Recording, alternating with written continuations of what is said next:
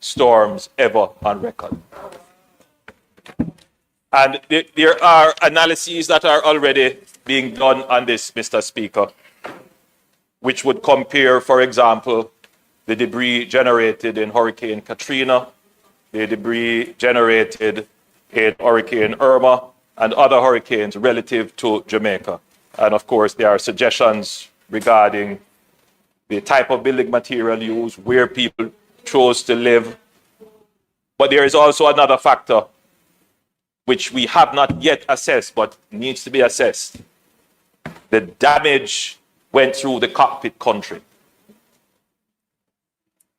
And therefore, some of our prime forests were destroyed. The leaves of every tree in the path was stripped and the trees broken. So the devastation of the primary forest has not yet been assessed. So when the satellites are doing the imagery, what they are picking up is a lot of that debris mass, which accounts for why it is so large. In the other areas, the storms did not affect primary forests as the way it has. 51%, I'm told, of our primary forests has been affected. So in other hurricanes in other countries, it has not affected their forests in the way that it has affected ours, our cockpit country. So it's an area that we will have to look at, but it's not the primary subject of today's statement. Mr. Speaker, we must act urgently and strategically to address this unprecedented challenge. It is important to note that at this time of the year, we traditionally launch our annual mitigation and cleanup exercise, constituency-based, in preparation for the Christmas season. Today, I wish to inform this Honourable House that the government has approved budgetary allocations for the National Cleanup Programme, which will incorporate the annual constituency-based mitigation and cleanup programme. $10 million per constituency has been allocated under the National Constituency-based mitigation program. The allocation will be broken down as follows: $2 million for drain and waterway cleaning and vector control to reduce the spread of pests and disease, $5 million for debushing, and $3 million for debris and waste removal. This investment is not only routine seasonal maintenance, it will neatly dovetail into a broader program of cleaning and debris management.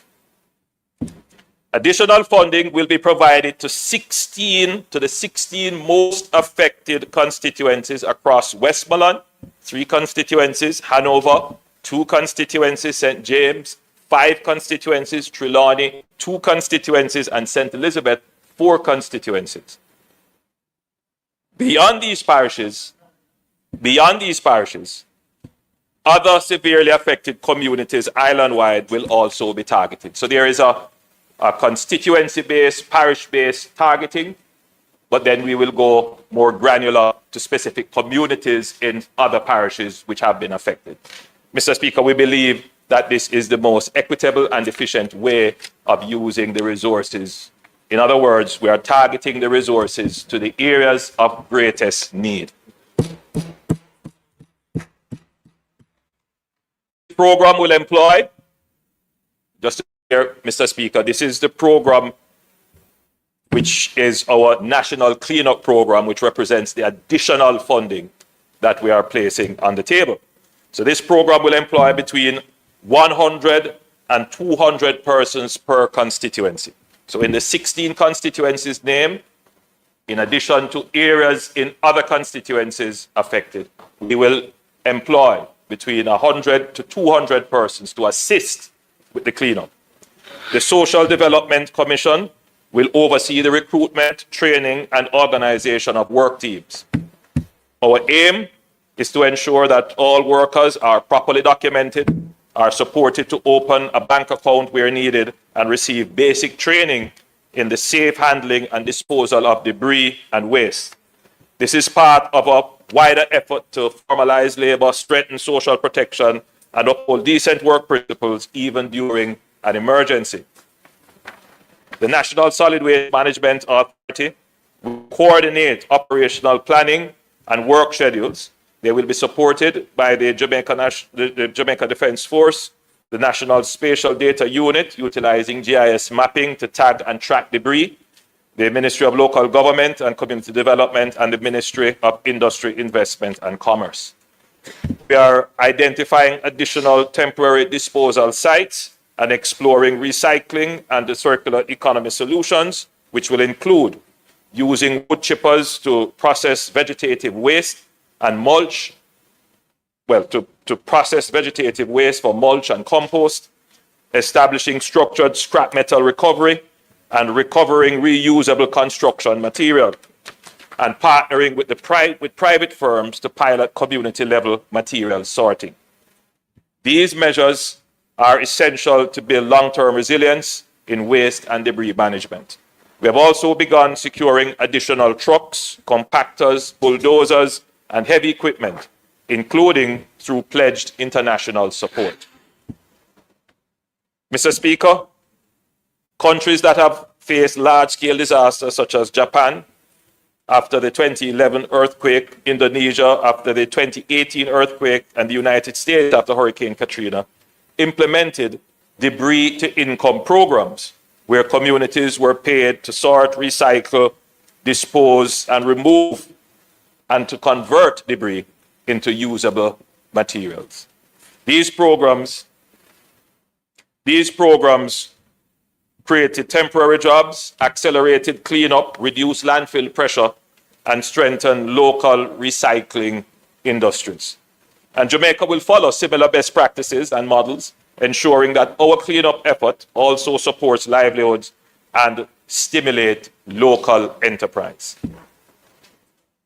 Mr. Speaker, I should also point out that we are making a special allocation of $150 million.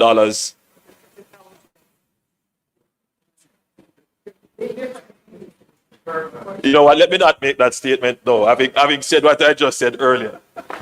No, the Minister of Finance slipped me a note, and I misread the note.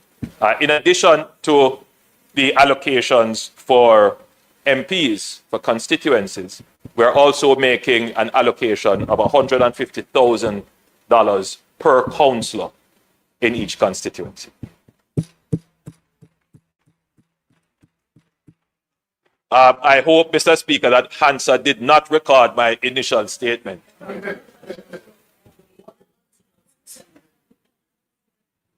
I'll do that later.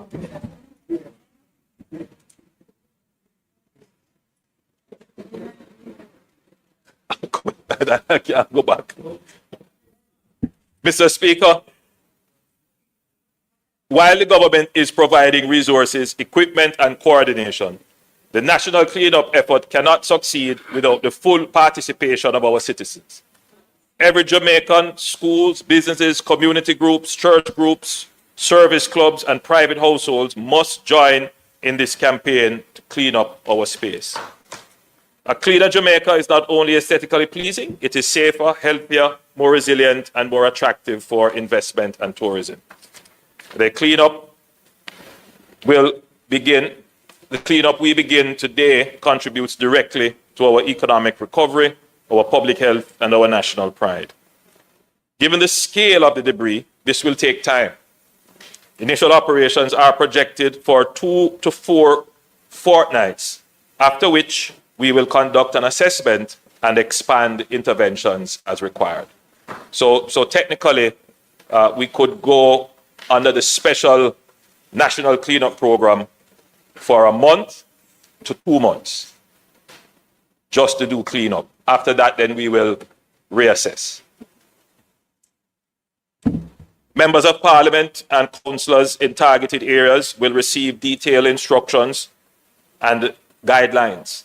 Letters confirming allocations, that is under your normal routine maintenance Christmas program. You will get those letters by Friday. And for the constituencies that are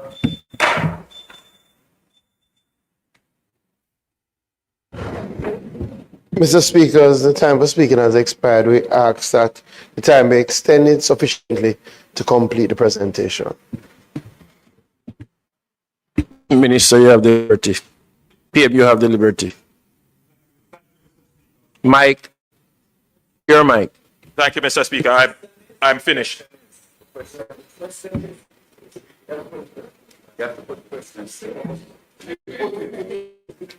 The question is on the floor for the extension of time. Those in favor? Those against? Ayes have it. You may continue, PM. Thank you, Mr. Speaker. I'm actually at the end. So, members of Parliament and councillors in target areas will receive detailed instructions and guidelines. So, letters confirming the allocations will be sent out by the late Friday of this week. Probably get them late tomorrow into early Thursday. And for the constituencies that are specifically targeted, those 16 in addition to areas in other constituencies, you will all get your letters explaining how you will participate in the program, how you will be able to recommend persons to work, the assignment of the SDC officers, all those details that will ensure that you are effective in the mobilization towards our national cleanup. So thank you, Mr. Speaker, and thank you, members, for your attention.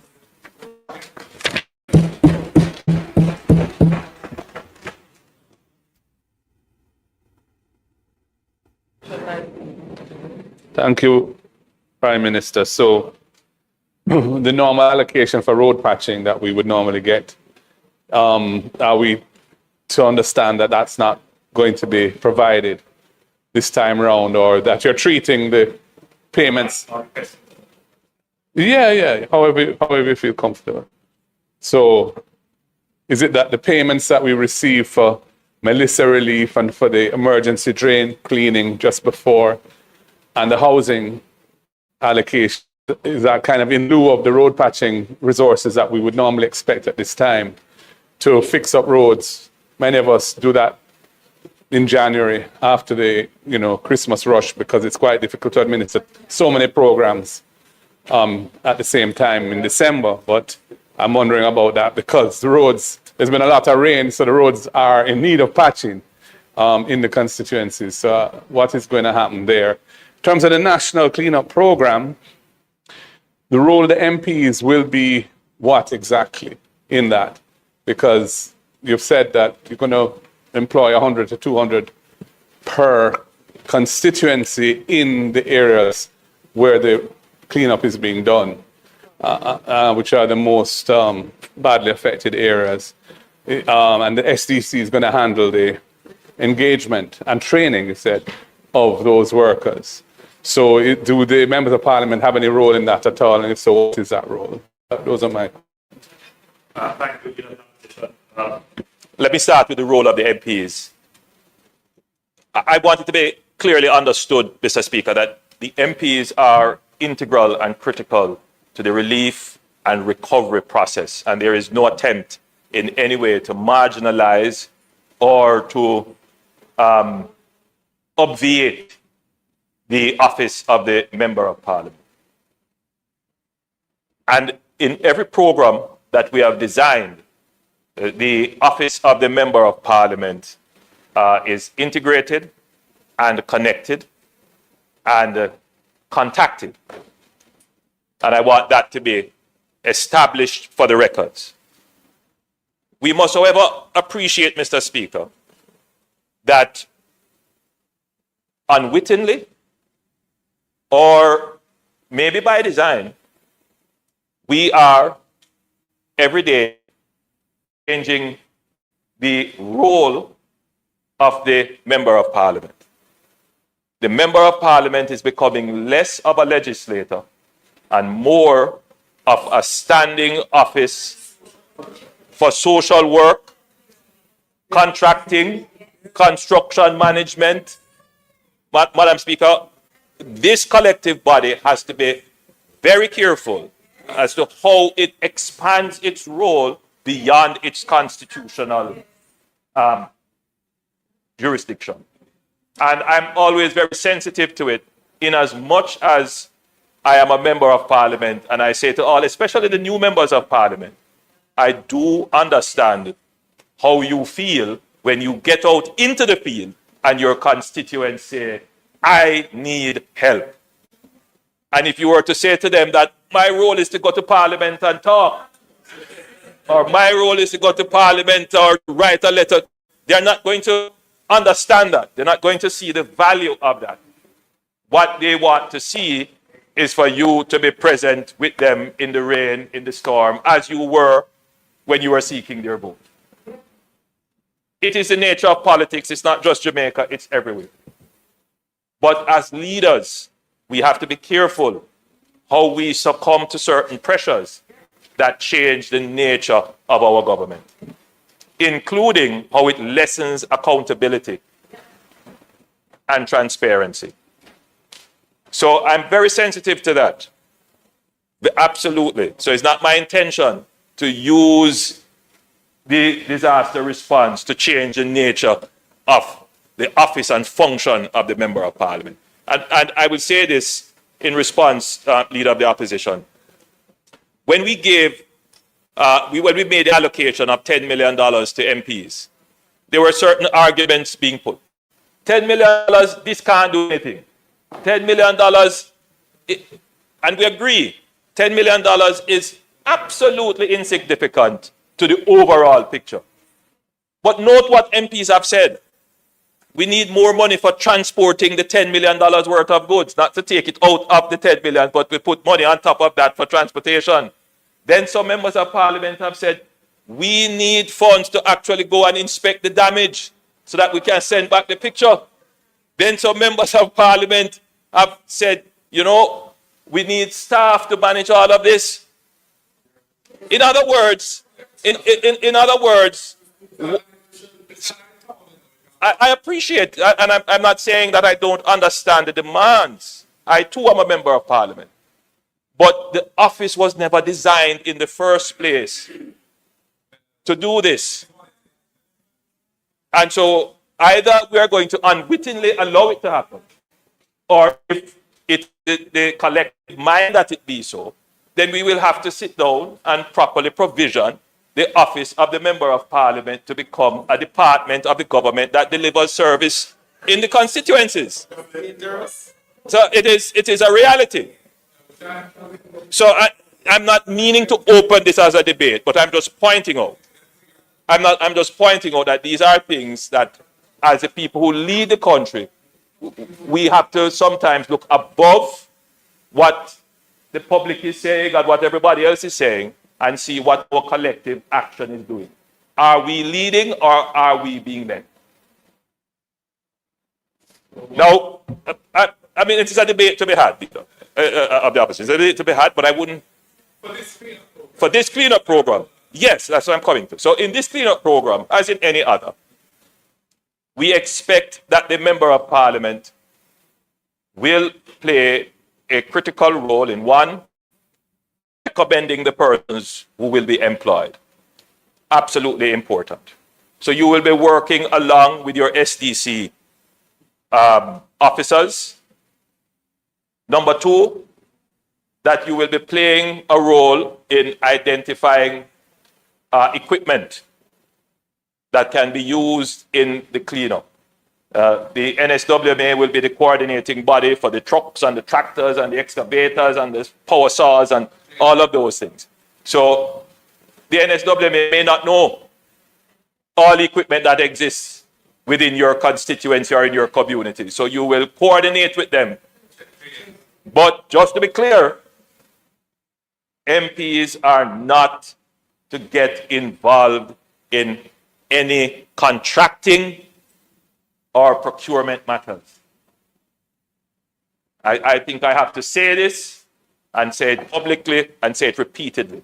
It is not your role. MPs can play a pivotal role in mobilizing the community. Now, when any program is announced with resources, as MPs, we know that the first thing that people see or ask is the money and how much you're going to get.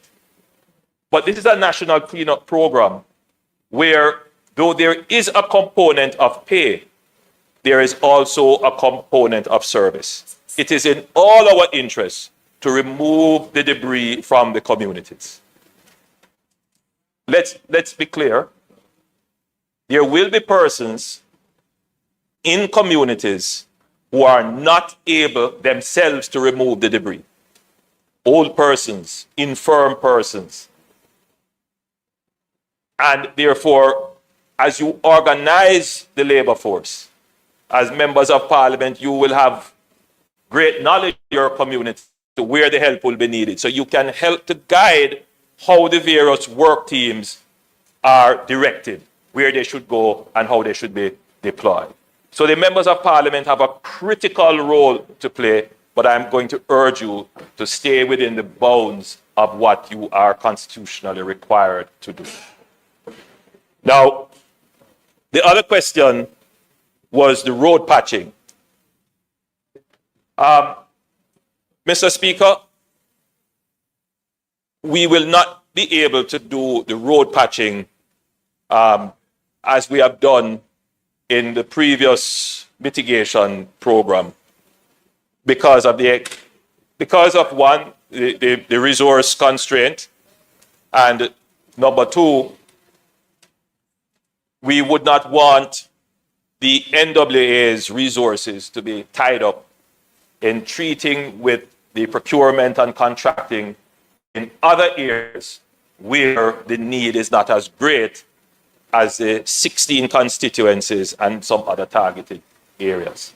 So we have taken the decision to focus the efforts right now on getting those 16 areas back up and running. It doesn't mean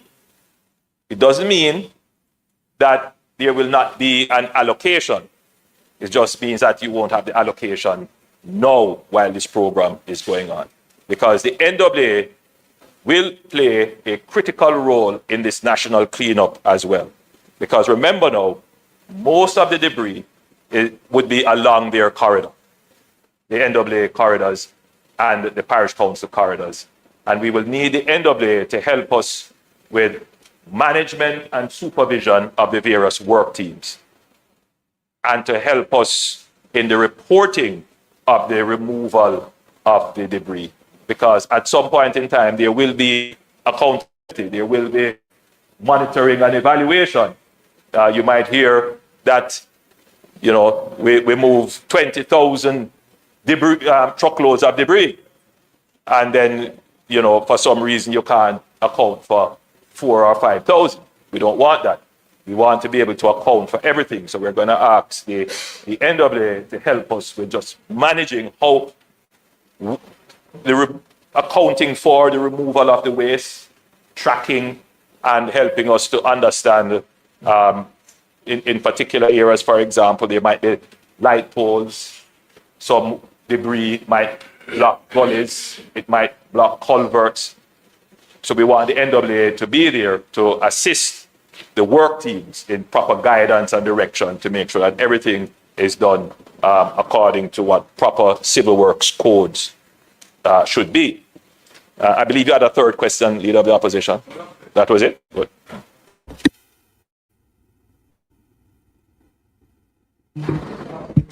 Member from St. Catherine North Central.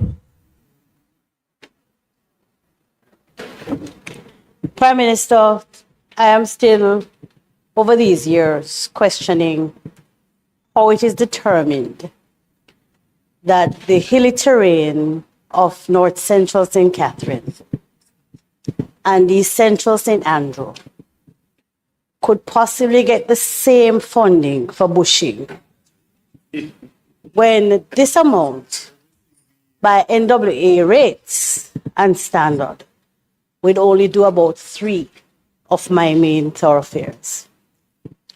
So I'm not picking on you, but my colleagues as well. Why would I get up in North Central St. Catherine, where the vegetation is so overgrown? I don't know how I could be compared to East Kingston and Port Royal. So I'm not picking on you. I am batting for rural constituencies at this time. The bush are closing upon the cars. People have nowhere to walk. Down in St. Andrew, is it north east where Chuck is? Yes, northeast. I think maybe you would probably beautify the curb wall. Yes. But we have bush, the vegetation that cars can't pass without crying up the side of the vehicles and with people not having anywhere to walk. There's no routine maintenance going on. So let's not fool ourselves. The bushing only takes place once per year. And when that happens, it is at a place where it is not manageable. We have to be using equipment to first clear the sides of the road before we can even send men out there to attempt to bush. Prime Minister, I'm appealing to you. Rural constituencies must be treated differently at this time to be able to take care of overgrown vegetation. My second question relates to the movement of funding. I think we have always been able to, based on what our needs are, that we might be able to do some juggling where possible. Please just elaborate. Prime Minister, just a minute. Yeah, you go ahead now. Thank you, Mr. Speaker, and thank you for those statements and question. Because we had cut the program to dovetail it into the national cleanup program, we didn't make the usual parametric provisions where you could make certain changes. But as the program is defined now, I will inform my permanent secretary that I have no objections if a member of parliament were to decide to shift from bulky waste into bushing or from bushing into bulky waste. But there can be no compromise on the $2 million for cleaning drains and waterways, because if you note, it is more for vector control. So you can use this for vector control if you would like. But the threat now is mostly for standing water, where you are having rats and other vectors, mosquitoes. So it would not allow you not to use that $2 million for that purpose. But you can move between bushing and bulky waste removal. On the matter of the rural constituency, it is a constant point being made in these debates. And more as it is made, I'm inclined to consider it. Not as an additional allocation, but as we have, for example, which we debated last week or week before, with the bauxite levy fund for constituency development. Constituencies, they get a special allocation from that. So there may be ways to craft programs that are specific to rural constituencies for which you would qualify as one, rather than to make a general allocation. Member from St. Anne Southeastern, Mike.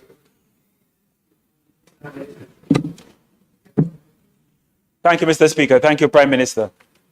Just to echo, Southeast St. Anne is the largest, geographically, the largest constituency in the country. And so the issues related to, man, a true man, you check your thing. The issue of ensuring that we're able to service and deal with the issues with roads, bushing, etc., is critical. And I want to echo what the member has said. And thank you for your commitment to considering it. The other consideration which I would like to ask if you would make, Prime Minister, is some flexibility. You said there will be funds coming regarding patching. And so I wonder if you would consider now allowing some of us to be able to access those patching resources earlier than others. And I say this because the roads in my constituency are downright dangerous, and they've been made more so by the hurricane and the waters from the hurricane. But in addition, we have some breakaways, which might be a separate issue, but certainly road-related breakaways from slippages that need urgent attention. So, two parts to the question. The first is flexibility with the patching resources. Those of us who, in consultation with the NAA, can access and use those resources effectively in the short term, if we can have that flexibility. And secondly, the plans for dealing with the breakaways from the hurricane in constituencies like mine. So, member, and thank you again, Mr. Speaker. I see that the road patching and road maintenance are matters of concern, particularly for the MPs that are not within the 16. Let me assure the entire Parliament, the NAA presented to the Cabinet a budget for recovery of roads for $35 billion. We were not able to allocate $35 billion all at once. We settled on an allocation of $5 billion. That's what we could see our way to fiscally. And in that $5 billion would be allocations for patching up roads, minor and major repairs. I'm not sure if we did anything for Prime Minister, please. It is now 7:20. House Leader. Mr. Speaker, the time being 7:20, I ask that the House be allowed to sit beyond 7:30 to complete the business of the day.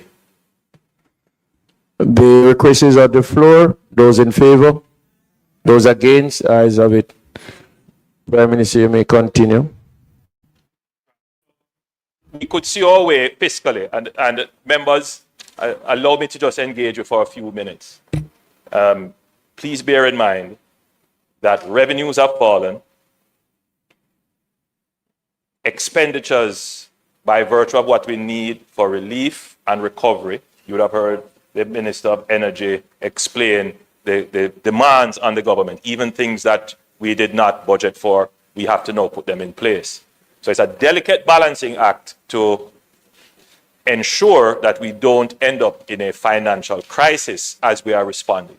So every demand that is made, we put it through the lens of what is fiscally possible. Now, what is fiscally possible is also determined by how efficiently you spend the resources allocated. We can make allocations that are not efficiently used. To look at what is the spending capacity of the entities that we are giving the resources to. So when it comes to road patching, for example, if we were to say, fix all the roads, say we're going to fix all the roads in all the constituencies, and then in addition to that, spend more resources on the 16, you know what the biggest problem was? The member, my sister from St. Andrews Southwest, who stood up in Parliament last year and complained that you have allocated, what was it, $40 million, but I can't get anything done. Why could you get that $40 billion spent? Because it had to go through procurement and then contracting and all kind of long process, tying up the NAA staff. Note, we haven't made a budget to increase the staff of the NAA. We haven't taken on more people, it's the same staff. So even if we're making allocations, we also have to think about how the allocations are going to be spent. So these are some of the considerations. So what we have done is to look at the entirety of the roads that need to be repaired, give priority to those that are in the worst damaged areas, which I think we all agree that that's the sacrifice we have to make. But at the same time, as soon as we have gotten those roads underway, then we can look at the others. So we're going to treat all the roads in Jamaica under the emergency procurement because they were all affected. But the emphasis, because of the resources that we have, will be on the roads that are in the most affected areas, and then we will come back and deal with the other roads. So we have allocated $1.5 billion for patching. Note that last year, when we were impacted by the heavy rains after Beryl, we allocated $2 billion for patching island-wide. So we have allocated $1.5 billion. Note as well that out of that 5, we have already spent, because we have cleared almost all the roads. There are only 15 roads that are still blocked. And of that 15, some are blocked because, as you mentioned, landslides and slippages and waterlogged, which we just wouldn't be able to address those. So we have already spent in clearing that. As I speak today, all the roads you can drive on. There might still be some push on the side of the road, but that's what the National Cleanup Program is designed to do. And that's why we'll work in coordination with the NWA and the JPS and NWC to make sure that we're not interfering with the civil works and the road furniture and the critical works that are along those roads. And that's the coordination of the National Cleanup Program. So I put the MPs at ease. You will have your roads attended to, but a procurement and contracting perspective, we want to get those 16 constituencies off very quickly, and then we'll be able to address the others shortly. So I would say that by late January, early February, we can start to patch, which would ordinarily be about when you would be able to spend that $10 million anyway.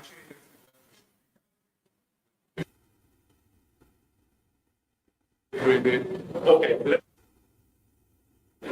The overall coordination of the National Cleanup Program is the NSWMA. Yeah. Oh, the 10 million, right. So the usual. So the bulky waste is NSWMA. The cleanup and the management of the drain cleaning and so forth, vector control, that's NWA working with your Ministry of Health. So remember now, if you need to do vector control, contact your local Ministry of Health personnel to assist you either with baiting for rats or treating water or any of those activities that you would normally do in terms of ensuring that any standing water is not an environmental threat. Member from St. Andrews Southwestern. Thank you, Mr. Speaker. I have 3 quick questions. The first one is really a very simple one. Prime Minister, you mentioned an allocation to councillors, which seemed a little bit minuscule.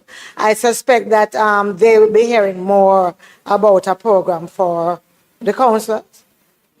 That's one. It's 3. I don't know if you just want to take the 3. Okay. So just to make sure that as a former councillor, I'm not here and not paying attention to that. So that's one. The second one has to be, Prime Minister, you spoke about government having discussions with the SDC and so on, and giving instructions for the inclusion of the members of parliament and their role.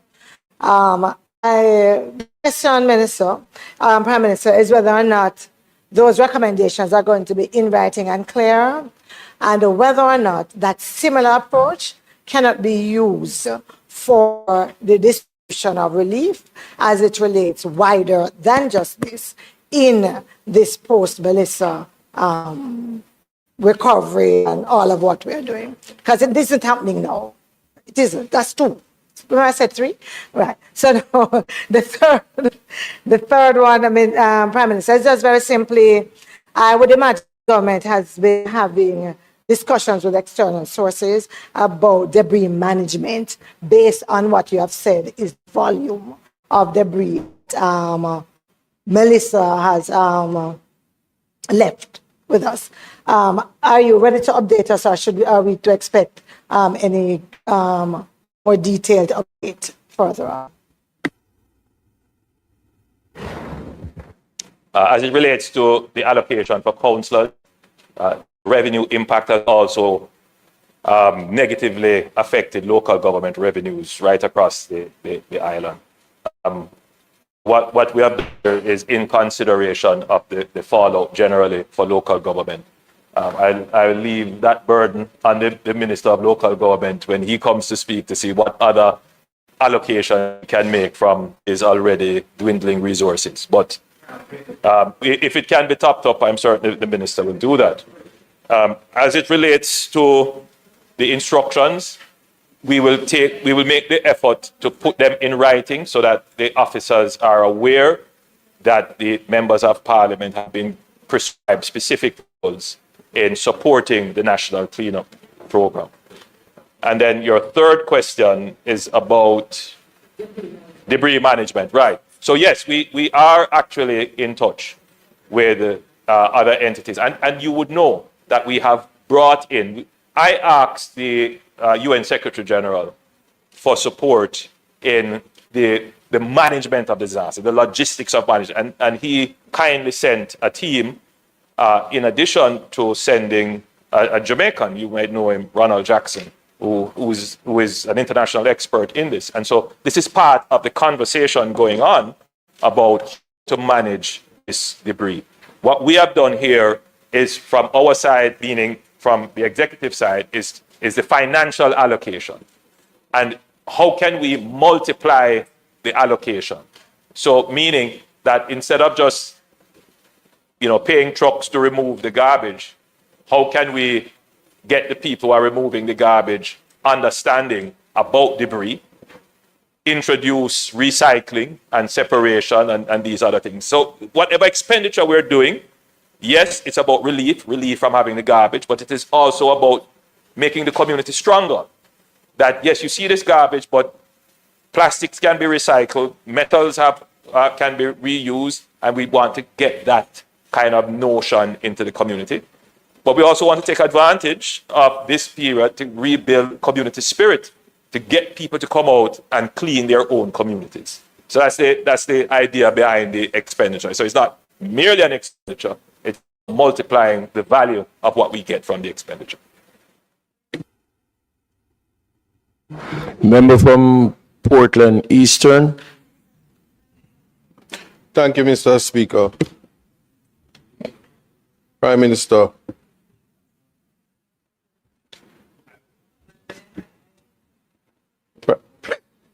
Prime Minister, I crave your indulgence because I don't want to sound repetitive. I had a conversation with the Minister of Works, if I'm saying that, yes, in terms of preserving roads at this time. So if we don't have exceptions to the rules in everything that you'd outline, we may find ourselves in a situation where we're spending more to preserve roads that we just previously spent a lot of money to repave and construct. For instance, I can think of one road in Bellevue, that's in Fellowship, Portland. The top of it was done, millions of dollars spent, and the bottom of it. In the middle of it, there was no works done. So what you have is the road actually deteriorating, the unimproved area going into the area that was improved and between the road and the drain. The conversation I spoke about is the practicality of you would have to spend money to even dump the spaces so that it doesn't actually disintegrate further and start to destroy the other road, the new road. So my question then is, will there be an exception to the rules where it's identified? Because I know you outline the role of the MP, but if we are on the ground and we're seeing particular things to preserve the status quo while we await the parishes that are affected, we may find ourselves with a higher bill. And so before the next part of it is certainly the parishes that are situated similar to mine that I would have heard my friend speak about. The drain cleaning exercise is also one of road preservation. When the debushing part of it and the drains, gutters that are like drains on those expensive roads, if they are not, if the debushing and the drain cleaning isn't working in tandem, what you're going to have is that the road itself is then destroyed. And so there are situations where, notwithstanding what's happening with NWA, and I heard it's practical, but the preservation is going to be almost as if we're going to find ourselves with a new problem and a more expensive bill. And so there was a complaint because in my constituency, I've had to take the decision to simply get pearl and shingle, that I'm now learning that there's a different quality, and NWA is telling me you need to stop because the quality of the marl is not good. No, I'm just bringing that out to say that the practical solution, which rightly the minister would have advised me, is to, if you can stop the gap, you're going to have to do that. But how long can I afford to do that in a private capacity while we wait? And so I just needed to consider that.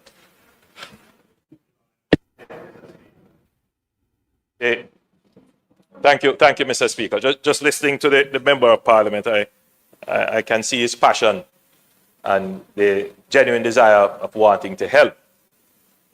And just reflecting that you know, when I became a member of parliament, I may have taken the same posture.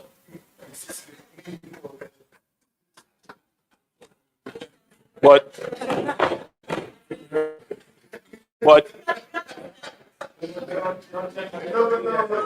I'm sure that your senior colleagues over there, as I read their faces, would be saying, he will learn, he will learn, he will learn, he will learn. But remember, when we sit here and make the rules, we are not intent on breaking them. But when exceptional circumstances are brought to our attention, we will have to address them. The provisions made to members of parliament, and let me say this, and I have to be the one to say it because you're going to face your constituents who will tell you, the Prime Minister allocate $5 million to you, to your constituency. Fix all the roads. The funds that are allocated to members of parliament are not meant to replace the functioning ministries, departments, and agencies who have budgets to actually deliver the service. The allocations that are given to members of parliament are there for them to be able to respond to urgent, critical welfare and health and other critical social needs and some infrastructure needs. But the member of parliament is not the executive director of the NWA or the managing director of the NWA. He's not the supervisor of works. I have to say that and say it clearly. Now, I know some of us want to pretend as if we are, because that is the way you win votes. But it is setting you up because you will not be able to fulfill the demands. I need to just say your protection from East Portland and for all MPs. So if you have said you have brought it to the attention of the minister, I just had a word with the minister. There is a process. These things, if you bring them to the attention of your NWA parish manager, or I suspect that road is a parish council road, that you bring it to the superintendent of works in the parish council. Those matters would then funnel up into the larger budget, and then the decisions are made as to how the larger budget is allocated to what is a priority. All right? Member from Eastern St. Thomas Eastern. Thank you very much, Mr. Speaker.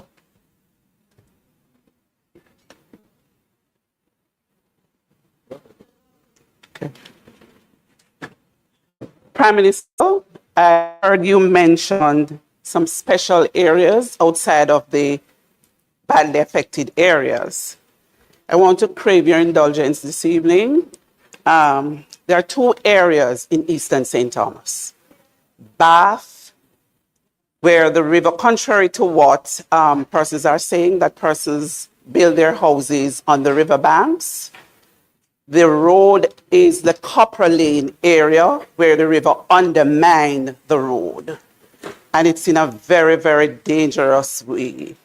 The last hurricane, the motor vehicles were washed away, houses have been undermined, and persons are traumatized because they have nowhere to live. They have to be here, there, and everywhere, living with family members. Some of them, the convenience is not proper. So I am asking for special consideration for the Bath Copper Lane area where the river washed away vehicles and undermined the structure. Also, Rowlandsfield, where there is a breakaway in Rowlandsfield, very, very dangerous, Prime Minister. It happened from Beryl, and it has worsened since Hurricane Melissa. So those two areas I'm asking for special considerations. Mike, Minister, Prime Minister. Thank you, Mr. Speaker. I'm taking that this will be the last question so that we can wrap up. But you mentioned, member, special communities. We're going to be driven by the ADPEM data as to the areas that were affected. I suspect that Bath and the area that you have mentioned would be considered in the cleanup effort. It seems to me that you're suggesting that it is more than just the cleanup that you need. I take note of that, and I will, through ADPEM and the Ministry of Labour and Social Security, ensure that the proper assessment is done, a report is given, and we see how best we can respond. Questions were raised about breakaways, and I didn't answer them. Now, just to be clear with the breakaways, the NWA is in the process of assessing the breakaways. I have seen that there are members of communities who are saying that they are taking matters into their own hands and trying to create pathways on unstable soil. I can only use this platform to advise members. I am the first one to encourage and support community initiative, but trying to construct pathway on a landslide or a breakaway is very dangerous. The NWA, as I've said, they have done assessments, and there are two issues that we have to consider, which the public should understand. Once there is a breakaway, the alternative is to either bring the road inland, which would mean in some instances, or most instances, going through private property. We would have to acquire that. That takes some time. Or if we decide that it is feasible to restore the breakaway, which is usually a very expensive undertaking for civil engineering. So it is not something that I can tell you that it will be corrected overnight. So if there is obviously no alternatives, alternate route, then we will have to move there very quickly to provide access, right? But if there is an alternative route, or an alternate route rather, I would encourage persons to use the alternate route rather than to risk going through the breakaway or the land slippage. Member from West Central, St. James. Thank you, Mr. Speaker. Prime Minister, are you aware that members of Parliament have experienced great difficulty in sourcing equipment in the immediate aftermath of the hurricane and are still experiencing that difficulty, and so it may impact that role of identifying equipment for the cleanup work? Firstly. Secondly, can we get an indication of what equipment has come in through international aid in the disaster response process? And thirdly, whether any mulching machine or other equipment that can assist with the biodegradable vegetation has come in or can be sourced to expedite the cleanup. So I'm aware of the shortage of equipment. So if there is a general shortage, I'm certain that MPs are going to find it difficult. There is a notion that we have a lot of trucks, and as we pull from the regular trade, it is going to impact construction, agriculture, transportation. So we have to manage that very carefully. What we have done, we have made an allocation of $200 million to acquire equipment locally so far. I don't want to say too much about what we have started to procure, but we have started to look at tipper trucks, which are locally, which we can get out of the local supply here, brand new, and chipping machines, wood chipping machines. And we have started to look for those. There are not many in the local trade because you need the industrial heavy-duty types. We have asked our partners to supply excavators, heavy, what they call it, D9 bulldozers, compactors, water trucks, and we have sourced water trucks here locally as well. So yes, we are trying to source what we can here locally, and we have asked our international partners to also supply. What was the other question? I think that's it.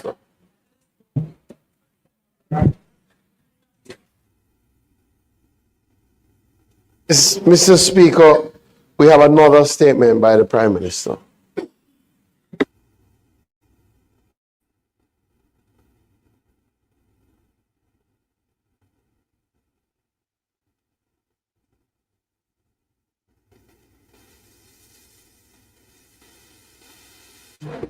Prime Minister, Mike. Thank you, Mr. Speaker.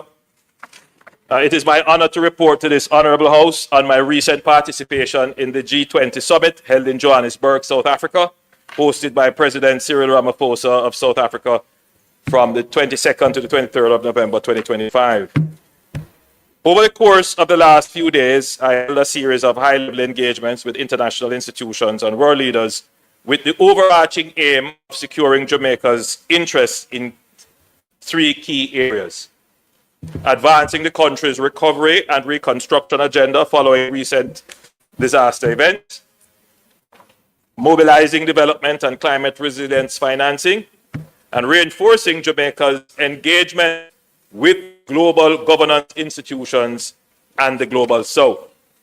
In support of this agenda, I met with the Managing Director of the International Monetary Fund and the President of the World Bank, sharing Jamaica's latest damage and loss assessments and presenting the recovery and reconstruction plan to the global finance community.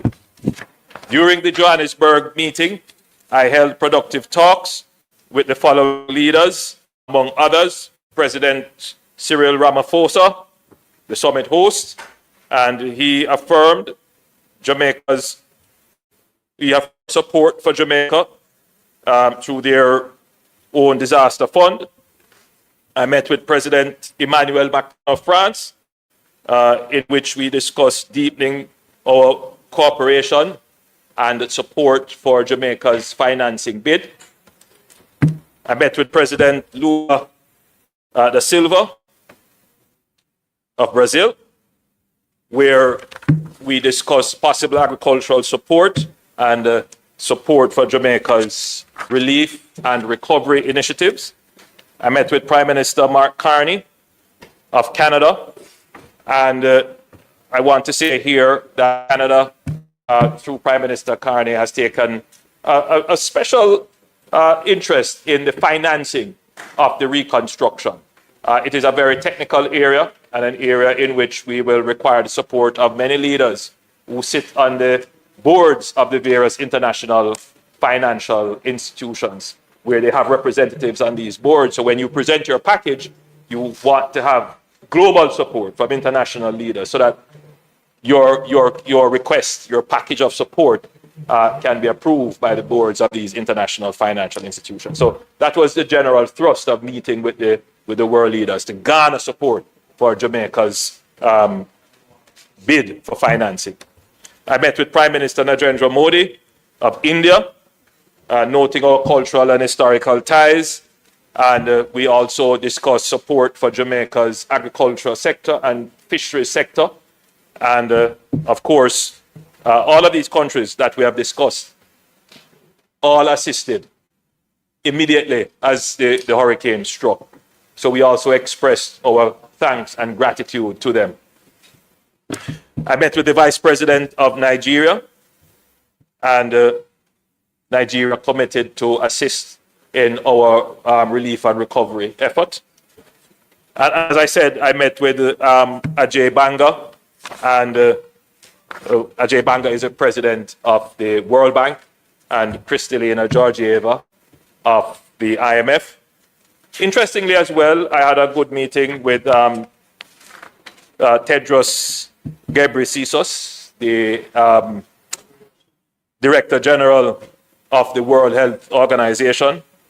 We discussed the public health situation in Jamaica as a result of the pandemic, and they have agreed to mobilize emergency resources for Jamaica.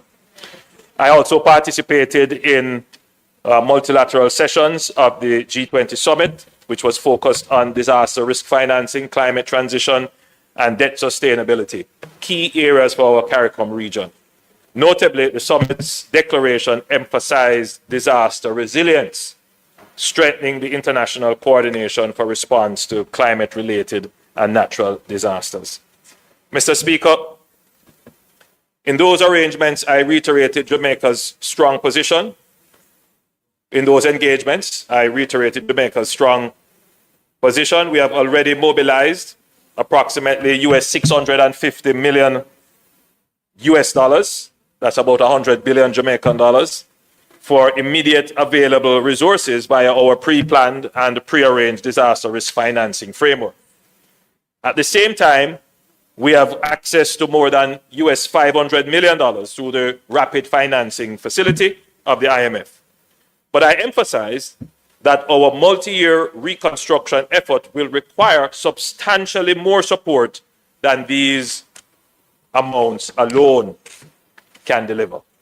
As I said earlier, the loss is estimated at US $8.8 billion. However, a portion of that would be private losses covered by insurance. It is estimated, therefore, that there should still be a gap, that there would still be a gap of approximately 5 billion US dollars, which the government would need to fund. Therefore, Mr. Speaker, additional resources would need to be accessed. So, just to summarize that point for the listening public, the damage assessed is 8.8. Insurance may cover 3.8 thereabouts of it. There is still $5 billion, rounded figures, that would need to be funded. We have approximately 1 billion, thereabout, 1 billion that we can allocate towards the reconstruction. So we still need to find 4 billion. That's the window. And how do you get this? You have to, $4 billion US dollars. You have to get out there in the international community. You have to bring your case to the world leaders. You have to ensure that the international capital markets see that you're not going to only rely on their resources, that you can also have even greater support from the international financial institutions, and that helps to make a stronger case. And that is what we have done. The G20 summit, the G20 summit was a convenient place to meet all the leaders in one event.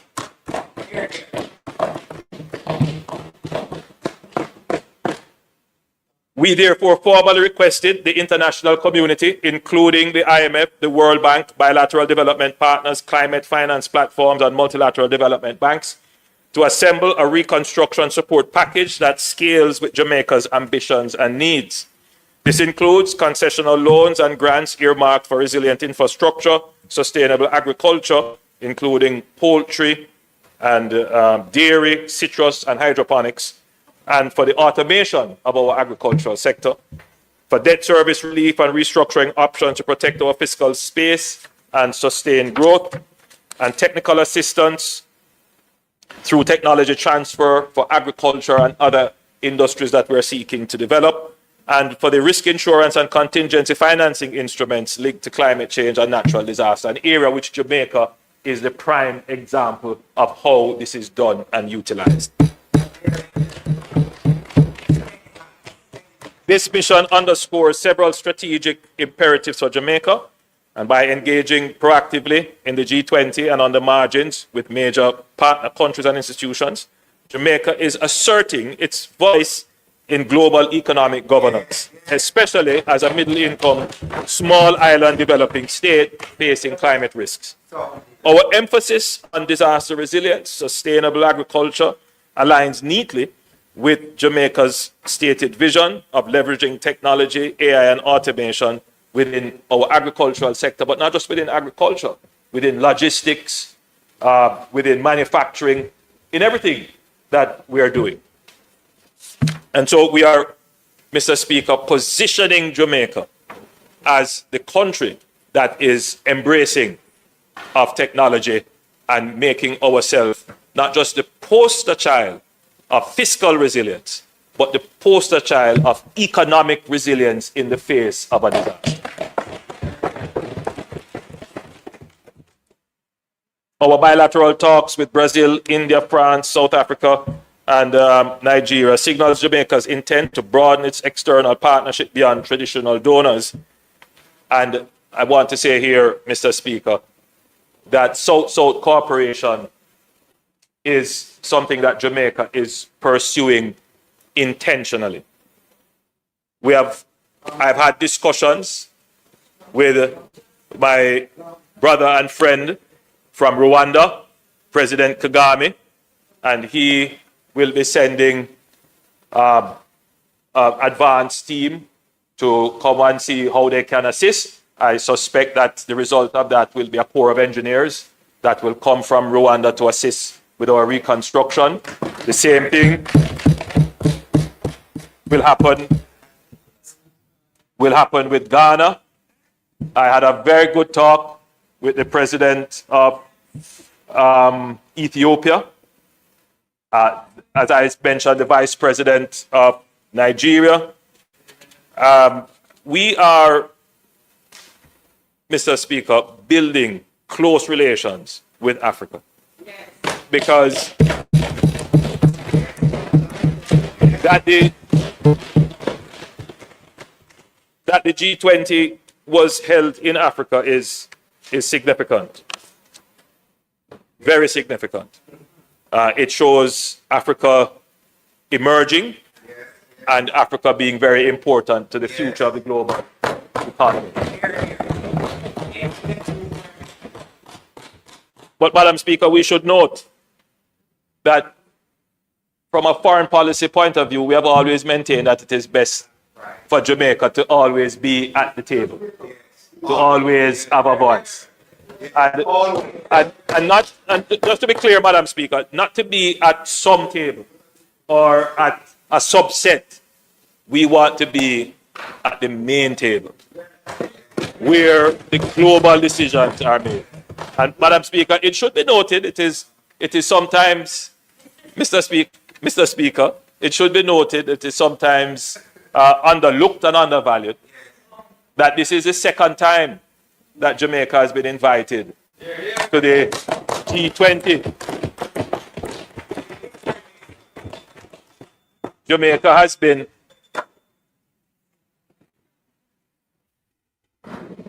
Mr. Speaker, the member's time for speaking has expired. We ask that it be extended for 10 minutes to complete the presentation.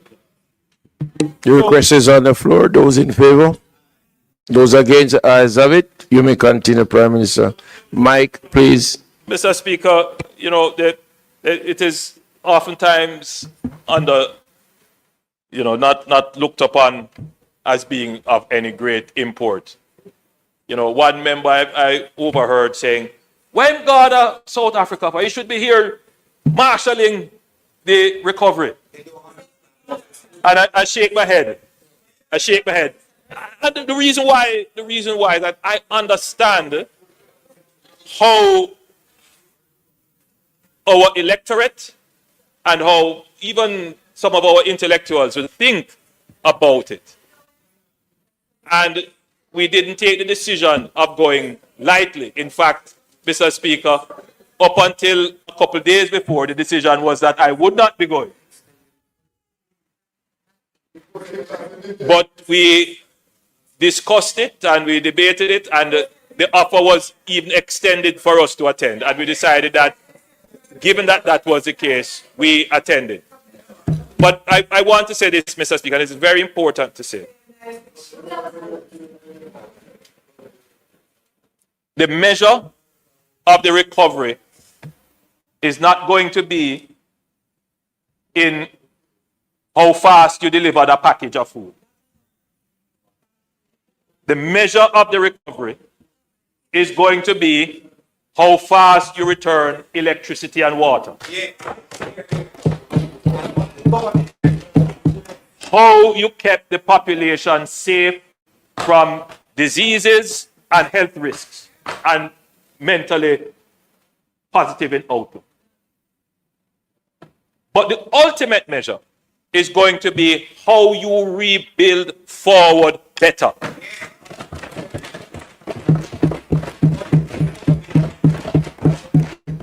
Not that you take up a shack that was destroyed in the hurricane and build back another shack. That is not what is going to be measured as success.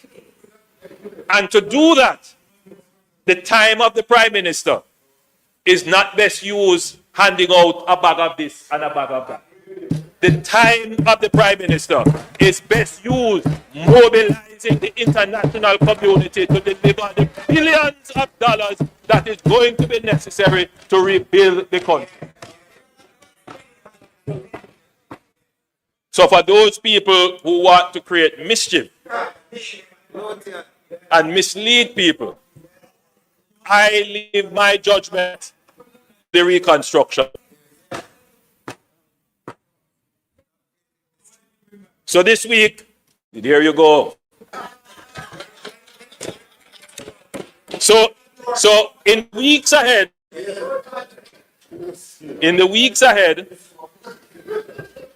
the government will prepare and circulate to all partners the detailed Jamaica Reconstruction and Resilience Program, document in costing, phasing, governance structures, environmental and social safeguards, and expected impact, that is in terms of job productivity, technology adoption. We'll convene a partner donor roundtable virtually and then in person to formalize the international support package with a view to securing commitments by the end of the first quarter of 2026. And then we will commence with the first initial tranche of early action projects under our framework to demonstrate momentum, accountability, and value for money to our partners as well as to the Jamaican people, and to ensure that Jamaica's disaster risk financing architecture is fully leveraged and our fiscal framework remains prudent, and that all assistance aligned with our national development priorities and climate resilience goals. Mr. Speaker, I wish to express gratitude to all the Jamaican delegation members and government officials who supported the work in South Africa. I also wish to thank the members of the diaspora who I got the opportunity to meet in South Africa. And let me also extend gratitude to all of our development partners and international institutions for their engagement.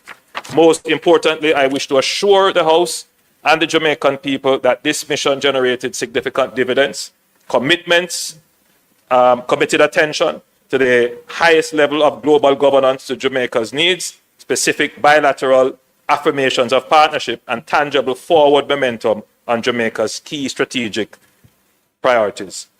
I now commend this statement to the House and look forward to a collective move forward to resilience, prosperity, and inclusive Jamaica.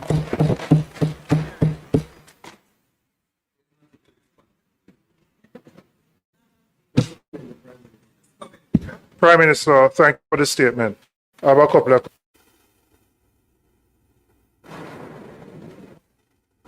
In relation to the 650 million that has already been mobilized from the insurances and other sources, could you give me a breakdown of that 650 million? I know CRIF is about 90, the CAT done about 150.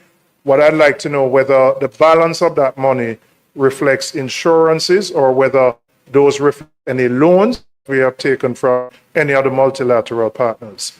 I know the 500 million you refer to is an IMF drawdown, which comes from the Rapid Financing Facility.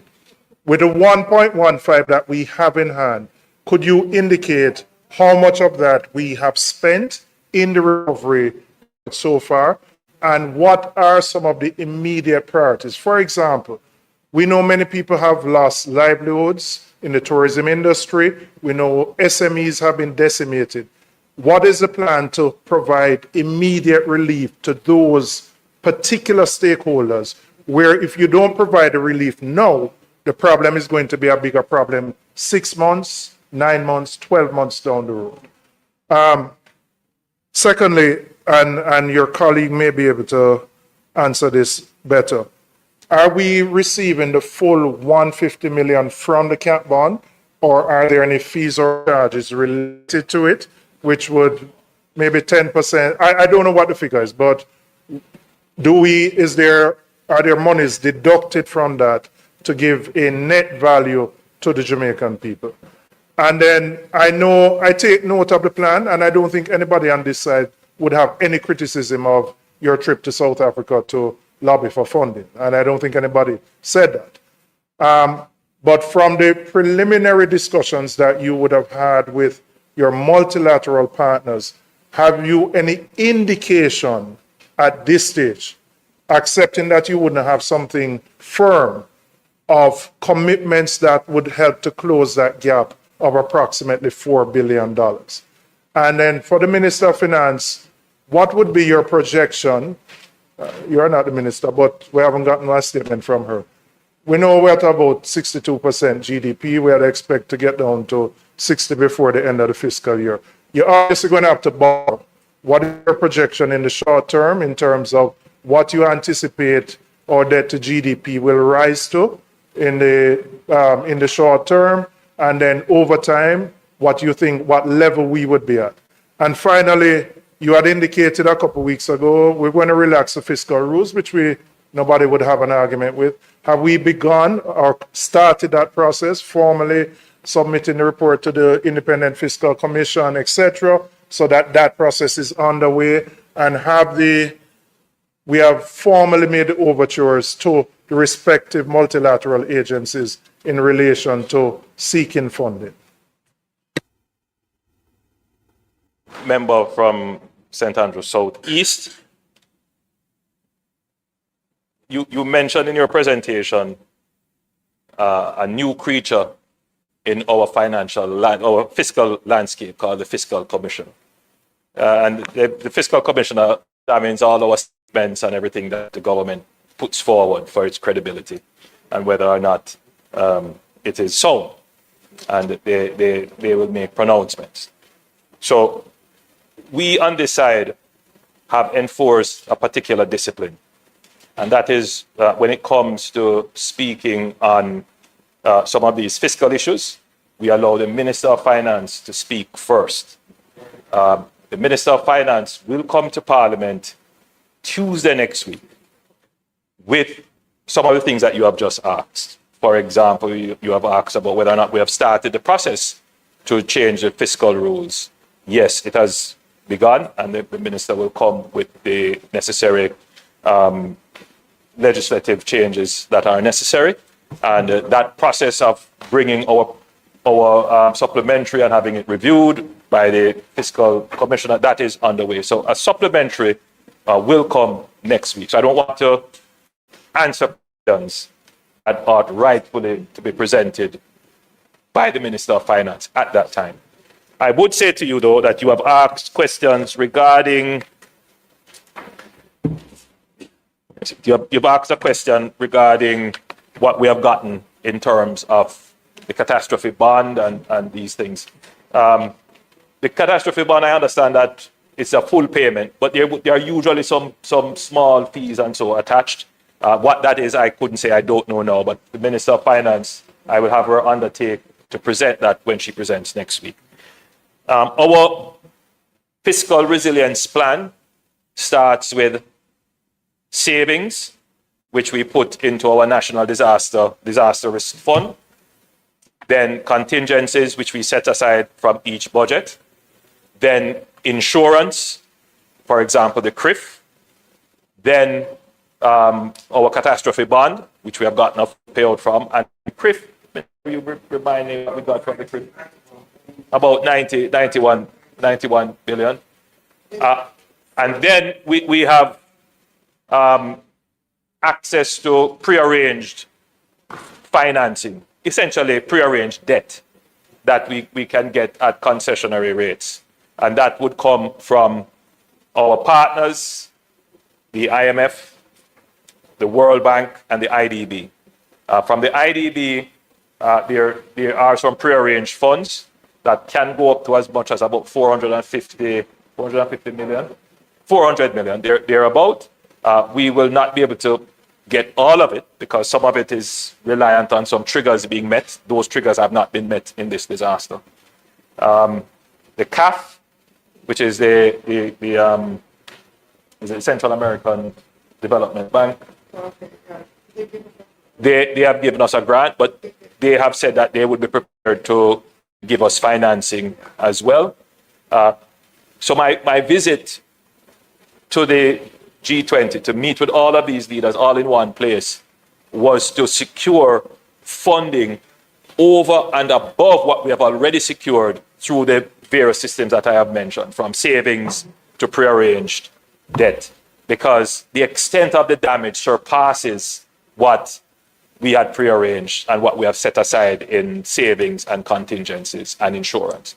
So we need to go to the international community, make our case, garner friends, get influence in these international financial entities to look at Jamaica's case specially or give special consideration so that we can get access to more financing. That's the essence of it. Just a follow-up. Could you indicate how much we have raised from the, I think it's Support Jamaica website, in terms of funding, and whether we have been using those funds to deal with the ongoing responding to the emergencies, etc., and whether those funds are managed through the Ministry of Finance or an appropriate government agency, and whether the same rules that apply in terms of procurement, etc., for normal government-related funds apply to those that would be raised through the Support Jamaica website.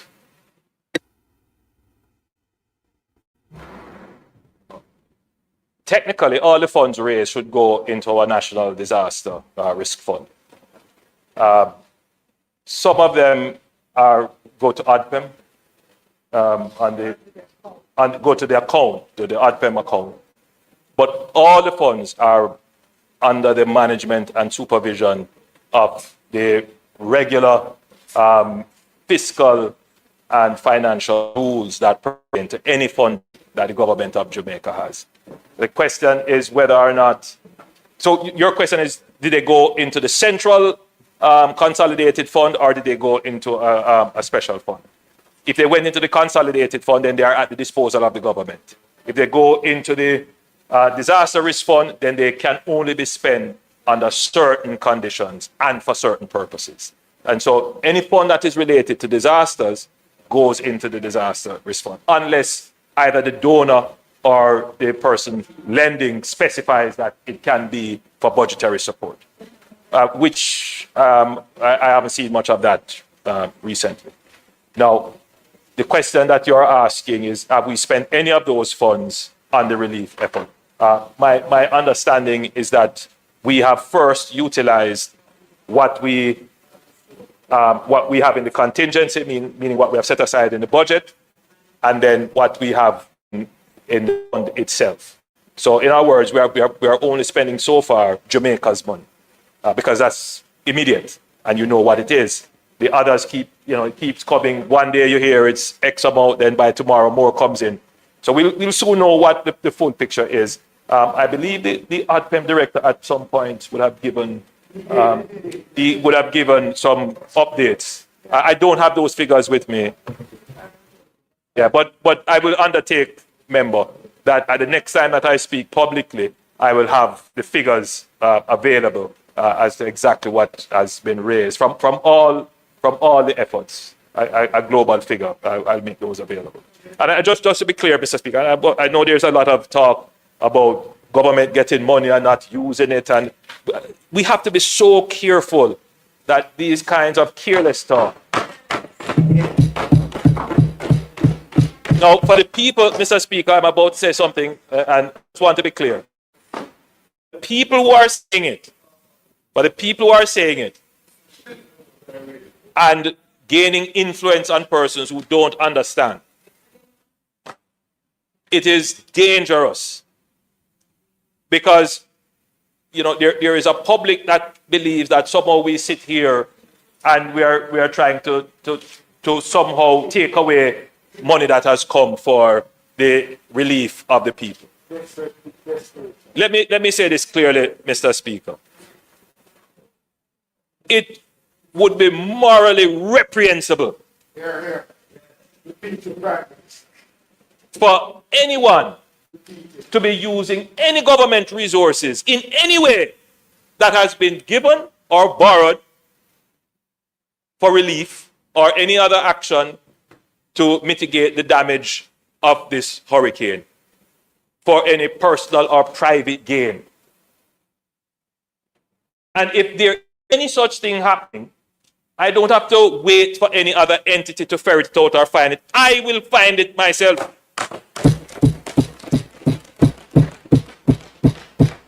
Let it be on the record, Mr. Speaker, that this is not the first disaster that this government has had to address. There was never a question about the administration of resources for Hurricane Beryl. No donor said what I gave, I don't know how it was accounted for. Let it be clear that for the entire administration of the pandemic, the COVID-19 pandemic, where the government of Jamaica executed the largest social protection program in the history of Jamaica.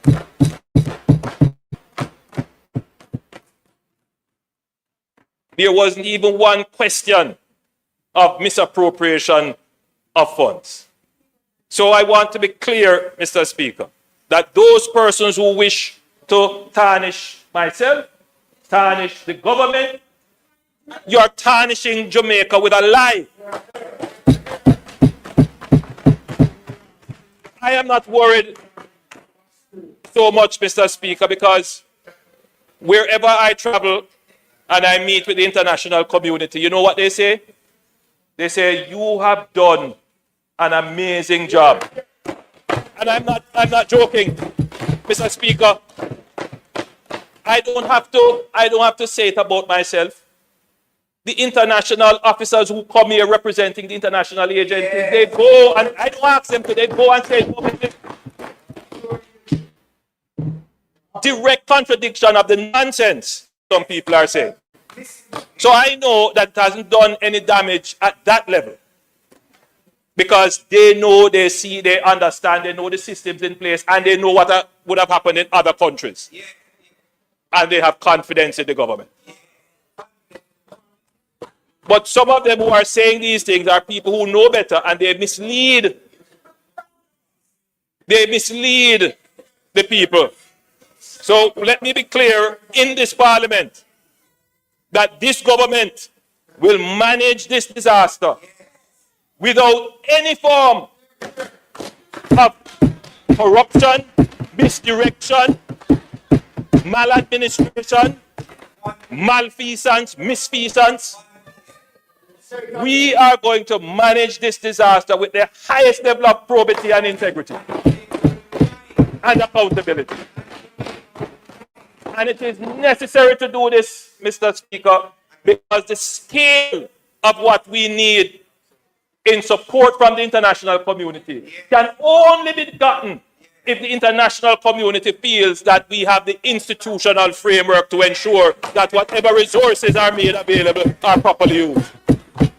So one can only say that those people who are spreading those rumors are determined to bring down Jamaica. They do not support. So as I stand here, Mr. Speaker, my statement is also a warning to us. Let's be clear. It is a warning to the government. But it is my duty also to dismiss and dispel falsehood.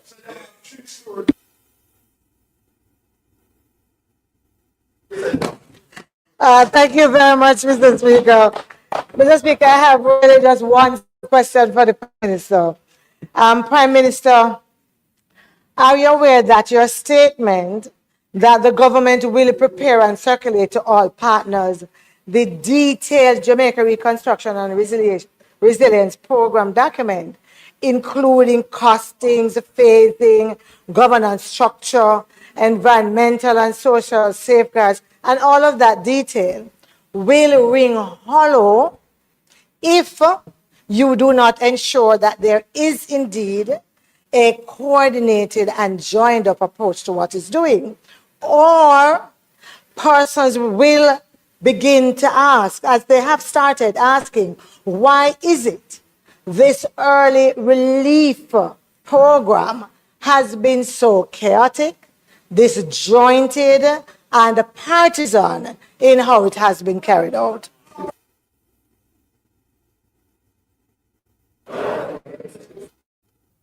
Mr. Speaker, what we have seen here and the question asked is a classic case of bringing the false notion onto a public platform.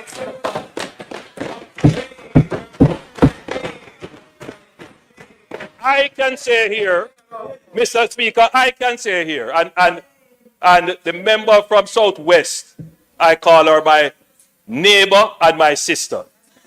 And I try not to be harsh. I try not to be harsh. But she's saying that she can manage. Mr. Speaker, the member from St. Andrew Southwest is not an expert in disaster recovery. The experts in disaster recovery have spoken, and they have spoken publicly on Jamaican media, on Jamaican radio. They have written documents, and they have said why they have, in fact, they have commended Jamaica as a small island developing state for its response. The persons who peddle this falsehood, Mr. Speaker, seem to conveniently ignore that Hurricane Melissa was one of the strongest hurricanes to have hit Jamaica, not just in the Atlantic, but globally. It is in the top 3 strongest hurricanes. No other hurricane has done the level of damage to Jamaica in its recorded history than this one. None. Within hours after Hurricane Melissa, I picked up the phone and I called the chief, the acting chief of defense staff, the head of the NWA, the minister responsible for works, and I said to them, get the airport open. They were out there in the night checking the road to make sure, checking with the necessary authorities to make sure that planes could land. The following day, we were able to open the airport. Mr. Speaker, in a few days, in a few days, we were able to open the Sangster International Airport. In 72 hours. Precisely. Now, let me be clear on this, Mr. Speaker. Let me be clear. Roads were blocked. Communities cut off. I don't like to talk about what the equipment capability of the JDF is. But we don't have enough helicopters. We just don't. It took 3 days for us to get additional airlift from our American friends, and I want to thank them for making the air available. When I landed in Black River the day after, I sent a team by ground. That team could not pass through Holland Bamboo to get to me. When I called to say where they were still with machetes trying to cut their way through. JDF was there with them trying to cut their way through.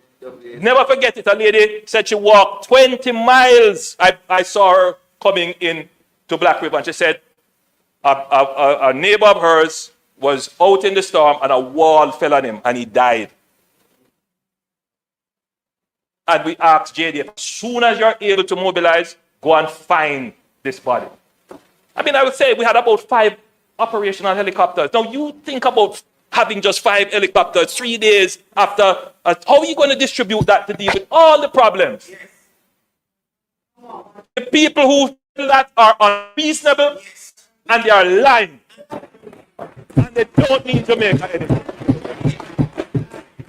Now, Mr. Speaker, I am the first one to say that in the immediate response, there was a scramble.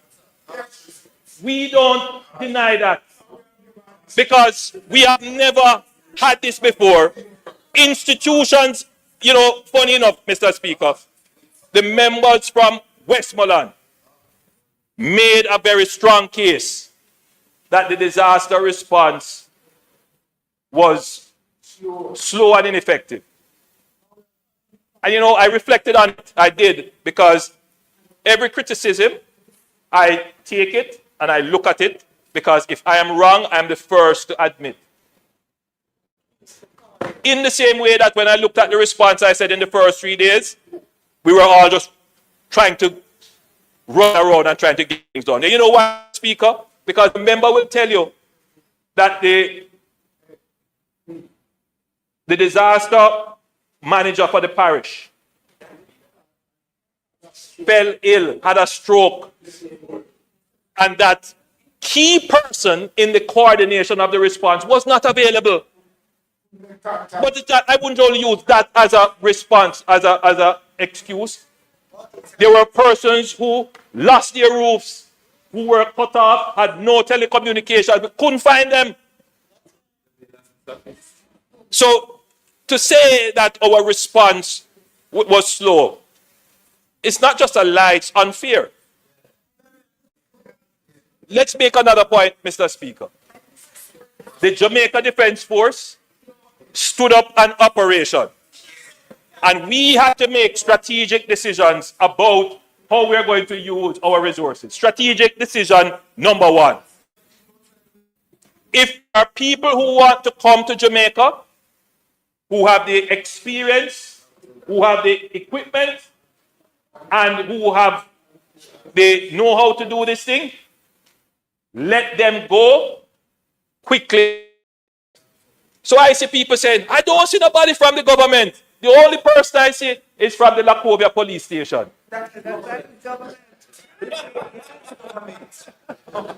How you think the aid got there? You think they just swam into Jamaica? The government opened the airport. The government cleaned the road. The government escorted them. Don't talk nonsense. To ensure that all the people who you see out there who want to give aid to Jamaica, that they are able to do it.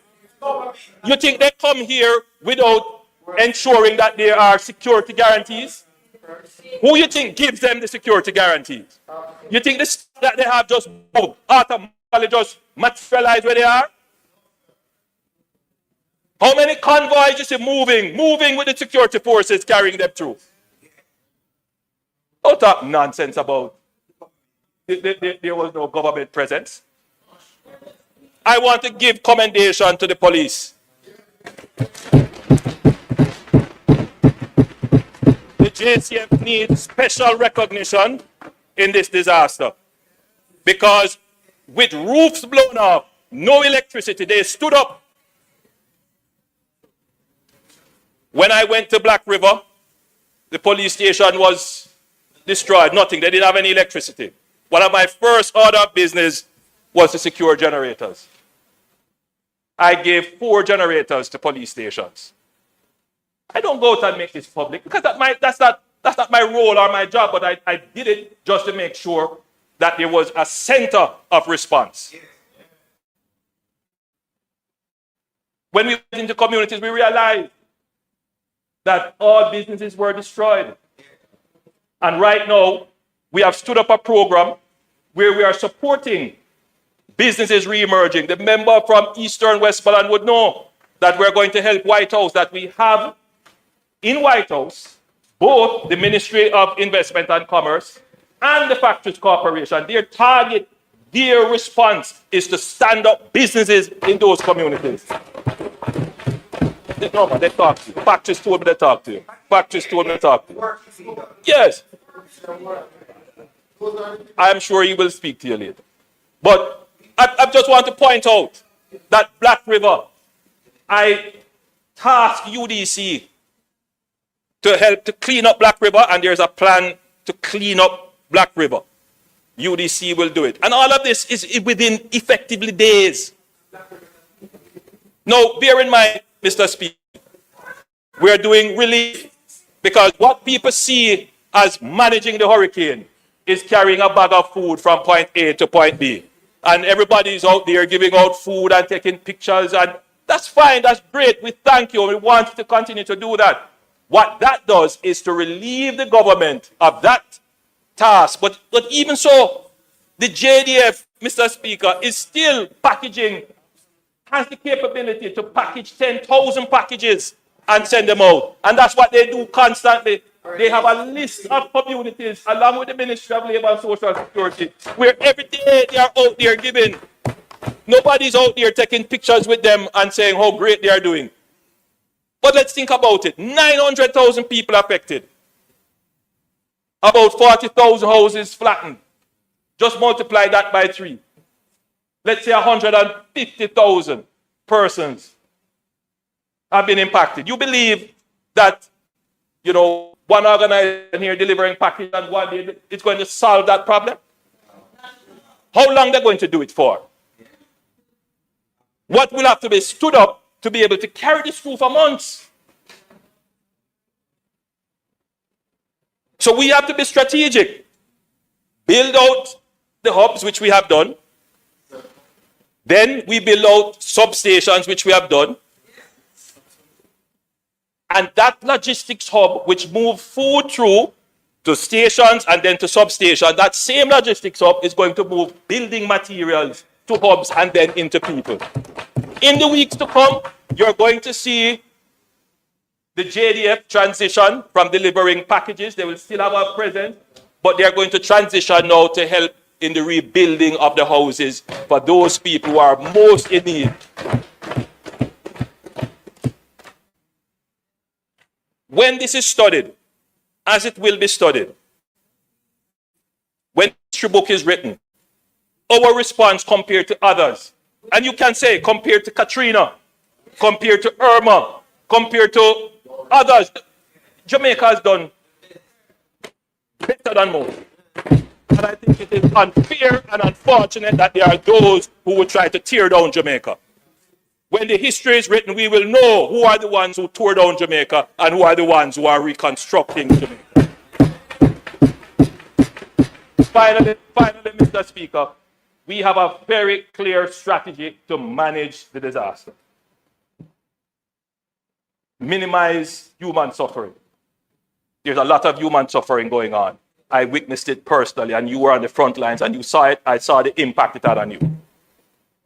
And we cannot deny that there are people who are suffering, who are exposed to the elements, wind and rain. That is the case. And we are working as best as possible to do it. You have to think, are you going to do a general strategy that moves everyone, or are you going to be responding to everyone that is crying out, and you look like you're disorganized? We build a strategy. And that strategy is working, which is to have the JDF marshal the humanitarian response in support and in parallel with our entertainers, our churches, and the general citizens who want to help. That's a very important part of managing the humanitarian issues. While that is going on, let us manage recovery. Now, recovery is let us get our electricity back up, let us get our water back up, let us get our telecommunications back up, let us open up our roads, and let us get our businesses back up. Let's focus on those 5 things. At 74% return of electricity island-wide, let's look at St. James, major corridor, Montego Bay, electricity has started to return. In Hanover, in West Bolland parts, electricity starting to return, and the focus is on getting back the electricity as quickly as possible. Recovery. Get water back, so as electricity comes back, water comes back, but even before that, we are putting in the generators, which builds the resilience. Let's get that up. Get the businesses back up. Recovery. The idea is that during Christmas and that period, we want to accelerate the recovery. And then we enter reconstruction. And reconstruction is not just building back what was there, it's building it forward. Let's use the disaster as a means to induce growth in the economy. So let's do things that are going to create growth opportunities. Yes. And what I did today, in my presentation today, which is a report on what we did in the G20, is about doing that other part of the response to the disaster, which is the reconstruction. So we announced how we're going to manage a reconstruction with the National Reconstruction and Resilience Authority. The next question is, how will it be funded? Well, that's what we have just done. We've just gone to the G20 to strategically try to find the funding so that the National Reconstruction and Resilience Authority can work. So your question that you asked, if you don't do, when we said we're going to provide the details of the plan, that's what it is. That's why we have the National Reconstruction and Resilience Authority. That is the detail of the plan.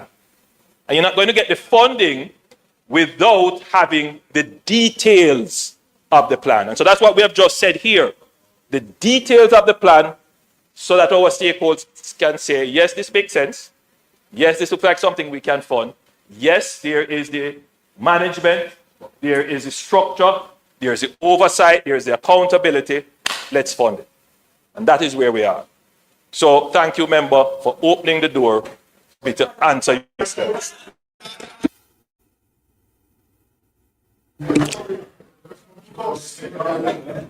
Member from, you're yielding to the Westmoreland? Portland, are you yielding to Westmoreland? I just have one question, if you permit. He will be this was one question. Eastern Portland. Thank you, Mr. Speaker. Mr. Prime Minister, you made the phrase "build forward better." Now, in that context of reconstruction, the idea of container homes as a temporary solution is raised. It's floating around. Is there a timeline for the use of the container homes? And in terms of the build forward better, is there a mechanism to which the government will be assisting those who probably don't have the funds to build the type of structure that you envision?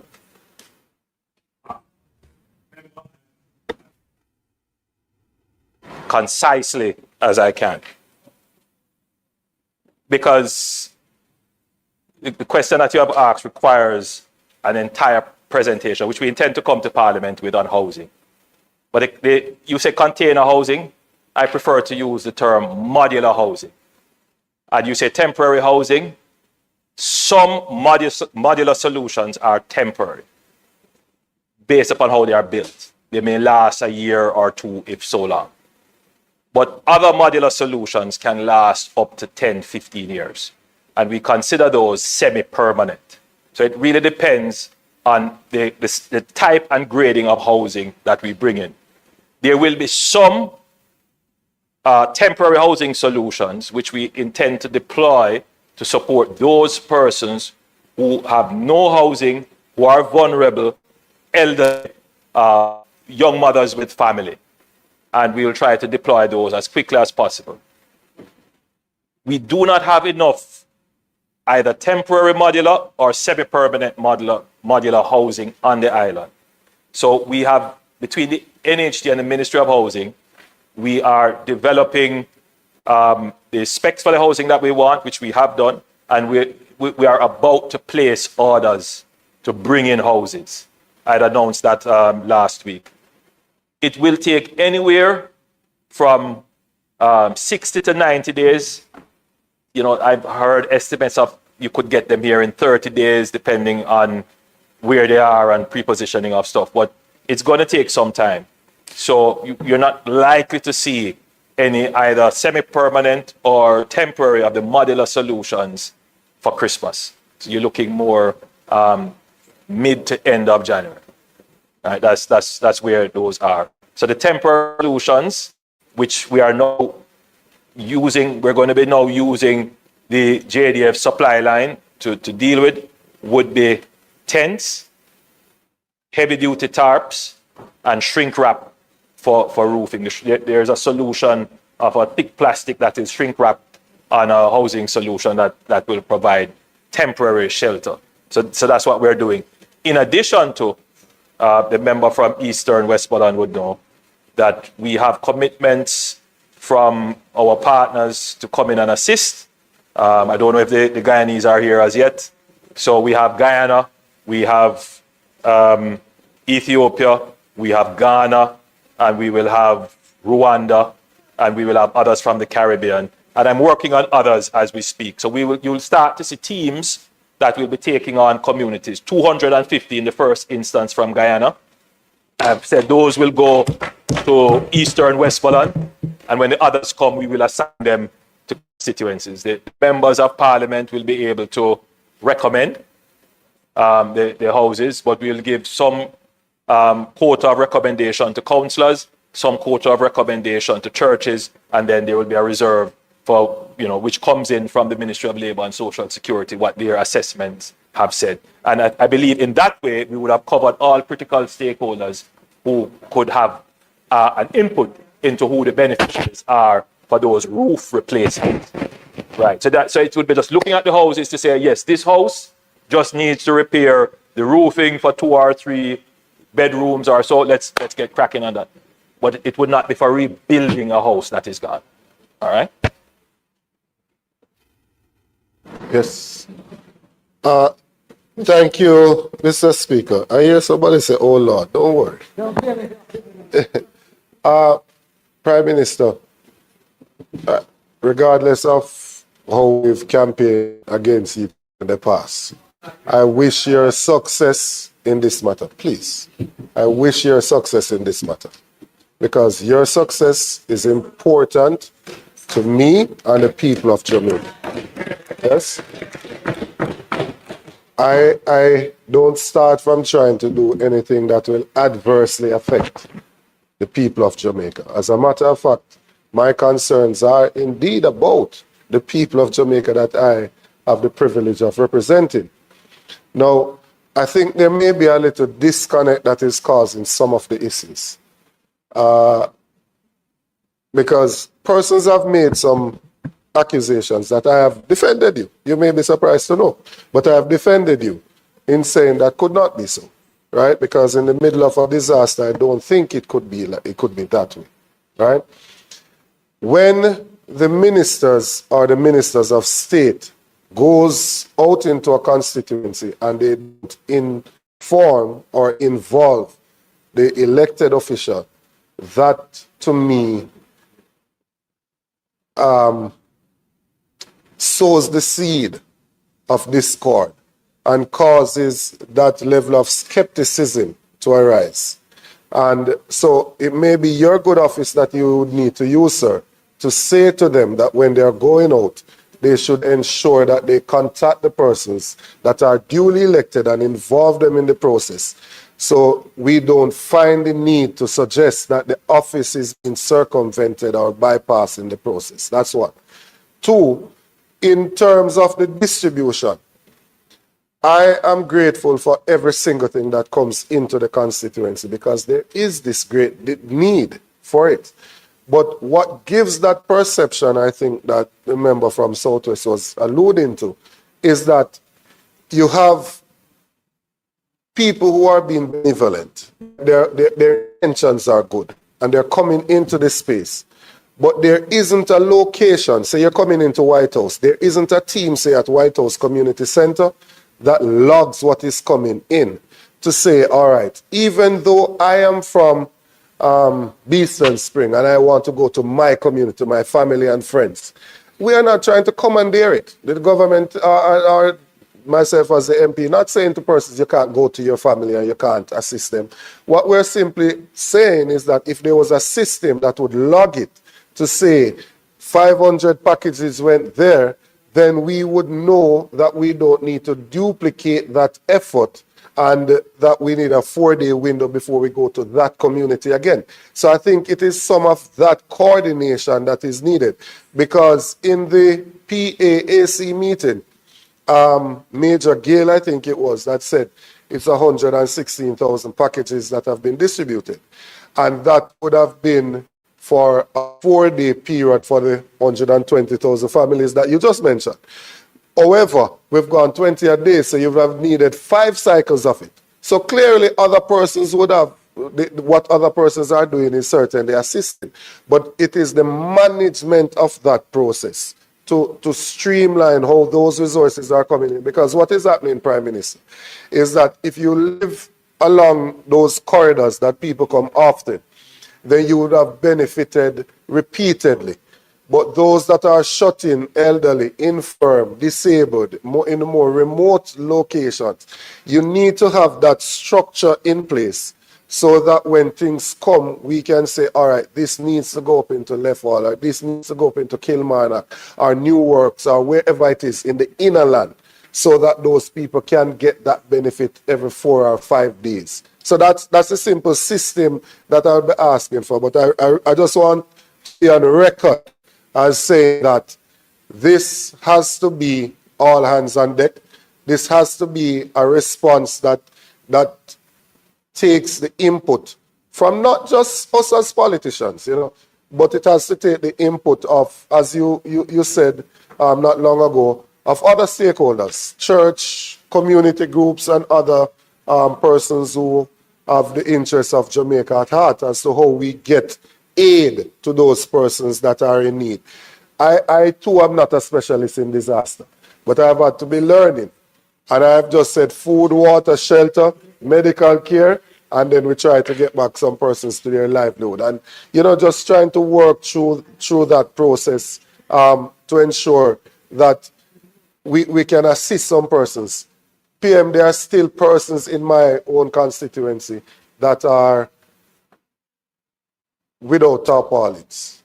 And so if I come out and I make a comment, it is not intended. Certainly, I'm not stupid. I'm not saying something that is going to affect more relief coming to the people, whether from locally or internationally. I'm not doing anything to that. It is simply trying to outline what is going on and saying that there are persons here that are living in a certain condition and we need a little bit more assistance for them.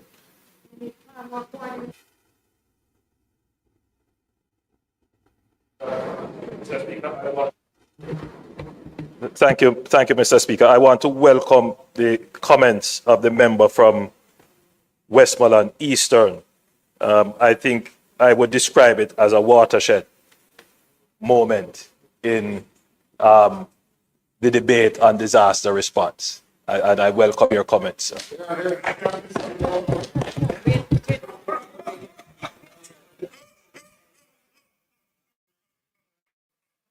Now, just to say, member, that the complaints you have had regarding coordination are complaints on this side as well. My MPs quarrel with me vociferously about people just turning up, even government entities just turning up and they are unaware. Even ministers turning up and they are unaware. Same complaints. So I would never tell you that we have a perfect coordination. Now, ODPEM is to be the entity that coordinates the disaster. That's what it is. So it was formerly ODP, Office of Disaster Preparedness, which is to just get ready for the disaster. But then I believe it would have been after Hurricane Gilbert, it became the Office of Emergency Management as well, managing after the disaster. Now, at the level of NGOs, there is some coordination that goes on in the sense that, okay, you're assigned here, you're assigned to Black River, you can go here, we will give you warehousing space here, and you operate. So, but at the level of someone just coming into the space and saying, hey, I want to contribute, the only kind of organization and the only way to capture that we have is to say, if stuff is coming in and you say you're bringing it through ADPEM, then there is a process to clear it and you can get certain benefits. Now, from that point, there should be built on more management where we require people to register and let us know where they're going. The problem with that is that the well has been so poisoned that people believe that the government is coming to steal your stuff or to take away. And you find that there is genuine resistance to giving the government or giving information, including collecting information about who received packages. So we have taken a decision that we are not collecting any information from persons who have received packages. However, that cannot continue forever. I'm sure when the PAAC meets, the question is going to be asked of the permanent secretary and the other officers who received the 116,000 packages. We won't be able to answer it because the very people who said, you know, you're asking us for IDs and we're suffering. Can't continue with it like this. So at some point, a system will have to be put in place.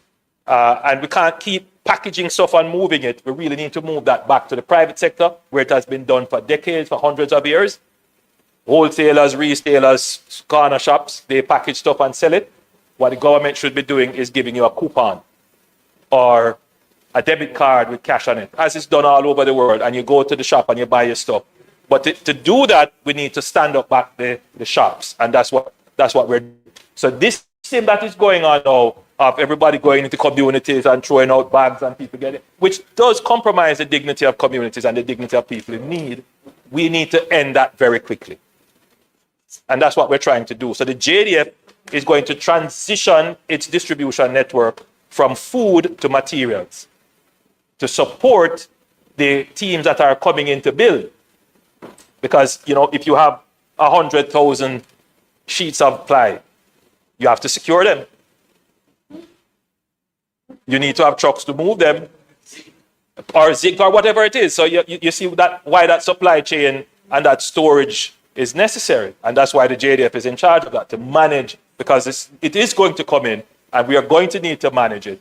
And so, you know, we don't want to have to be competing with food or, you know, having zinc. So what we want to do is to move the food and stuff back to where it was normally distributed through the normal shops and so forth, and have the JDF now start to do some of the rebuilding.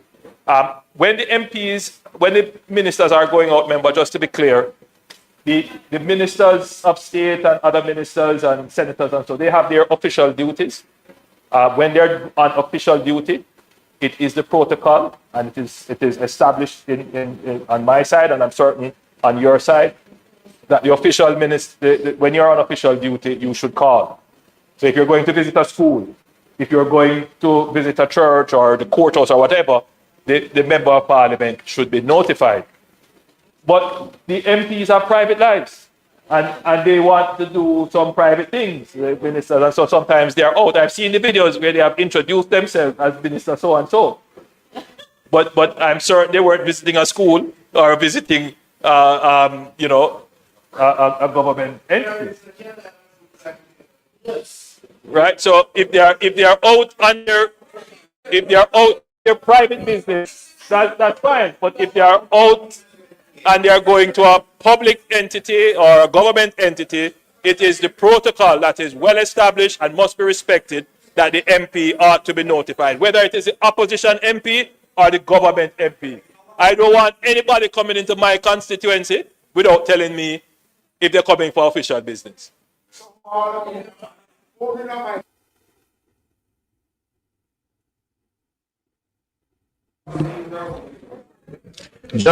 Just a matter of housekeeping. I was just reliably informed by the Minister of Gender Affairs that the blue ribbon that is pinned to your jacket that you should, sorry, purple, have me excuse, that you should wear it for 16 days, and those persons who are not in receipt one, that you can take one from her. So for the next 16 days, you're asked to wear that on your lapel. Member from Centre and Southeastern.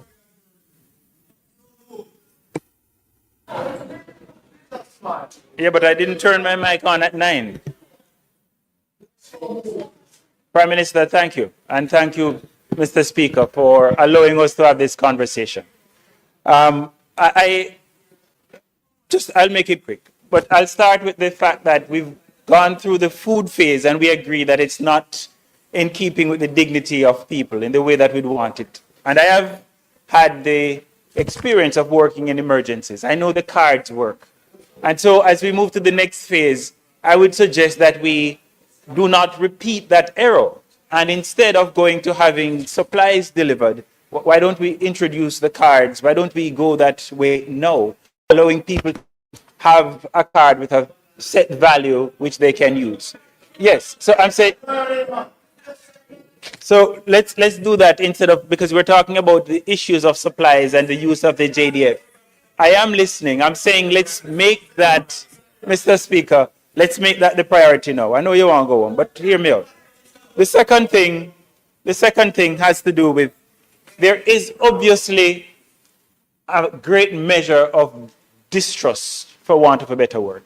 A distrust, I'm not sure where the source is, Prime Minister, but it exists. It exists, and that's what I think you are responding to.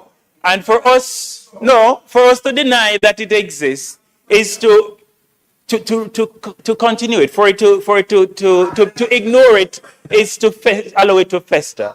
So my question then is, how is it that we're going to manage? How is it that we're going to reduce that level of distrust? And it's not limited to our people only.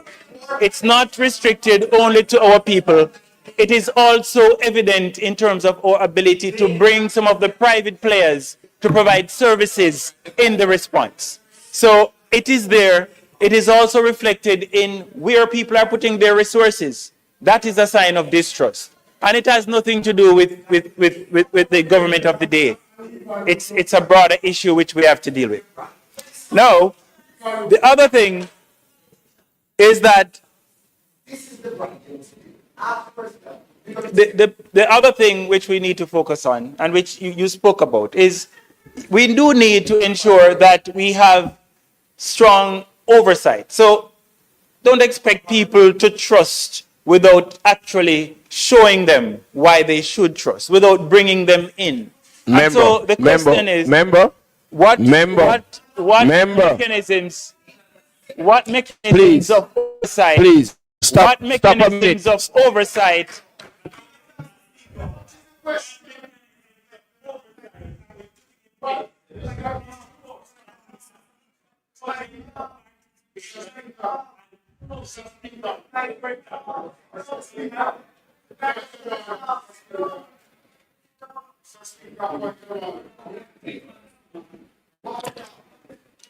The member is rising on a point of order.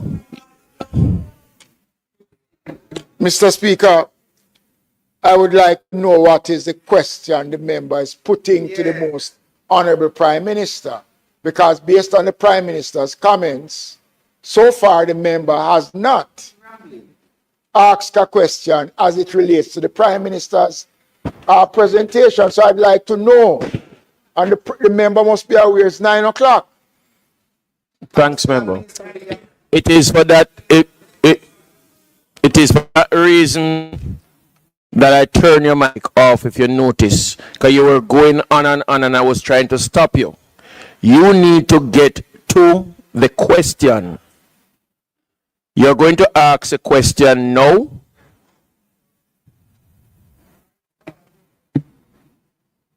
the standards have changed in the last 10 minutes. because we've been having a conversation. Member, you're going to ask a question or not? Please. No, you're not going to say.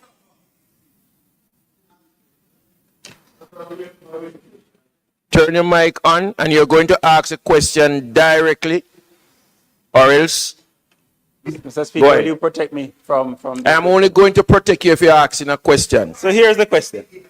Here's the question.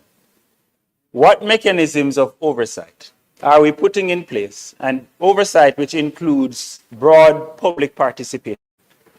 One. Second, how will the Parliament, including the opposition, as well as members of the public, participate in the Reconstruction and Resilience Program, which the Prime Minister announced? Those are the two additional questions. Thank you, Speaker.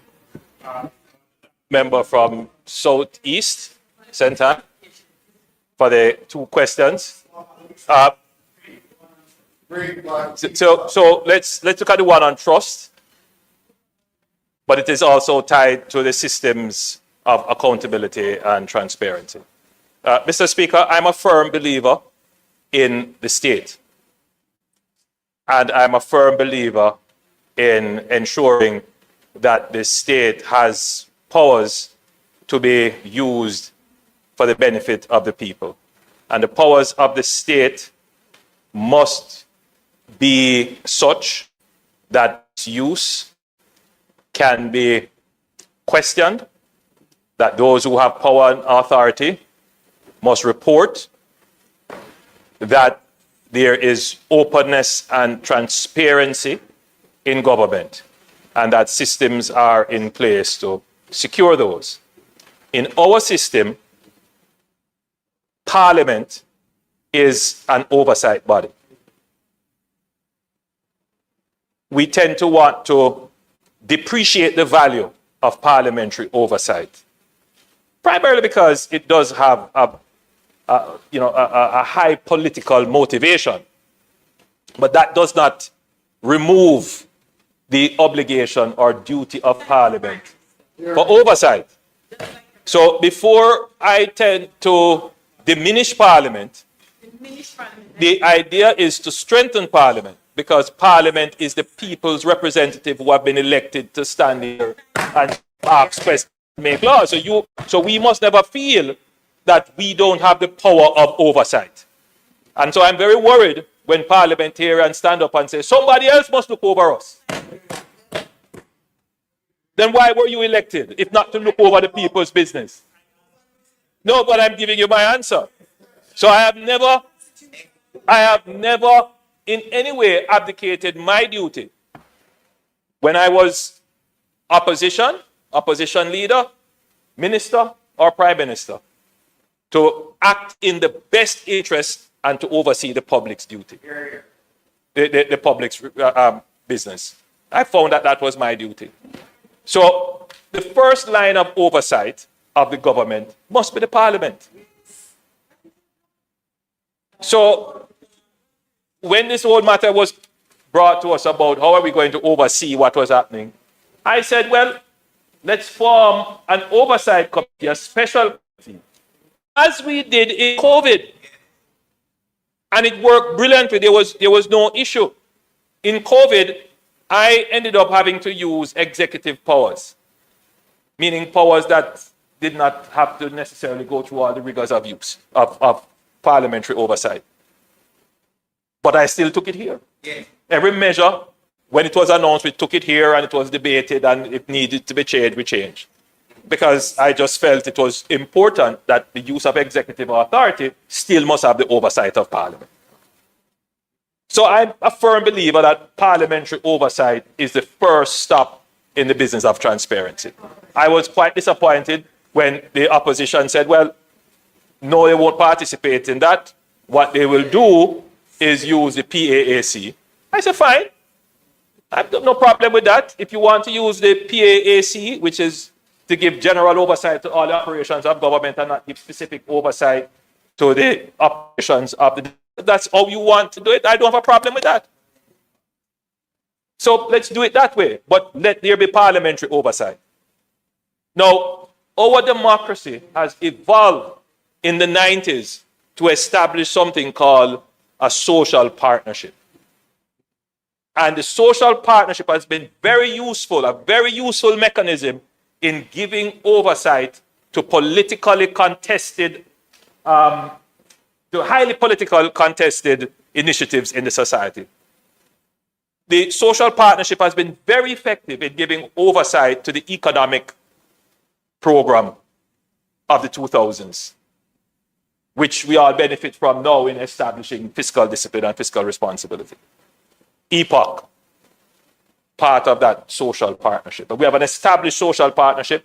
So as we establish the National Reconstruction and Resilience Authority, I intend to use the social partnership to continue to give the kind of oversight. I don't need to go and recreate and reinvent the wheel and go outside of what is the established procedures and systems that have worked. That have worked. But outside of that, we must use technology to give openness, transparency, and access. So we have said to ODPEM, which is the focal point of the relief, which is one of the shortcomings of the institution before. They did not have inventory management system. In short order, they have put one together. It is up and running. We need to go through the testing phase. And I've already said to them that once it is established, it's up and running, and you're sure there's not going to be any errors that will undermine its credibility, then we'll give you a public dashboard. So any member of the public can go on and see what ODPEM has in store, what it has given out, and who has got it. That's a big way. So that everybody who wants to say who is stealing what, and we'll have the data there to show that none of the nonsense that they're talking about is true. We have also said, no, but a large part of the undermining of the trust.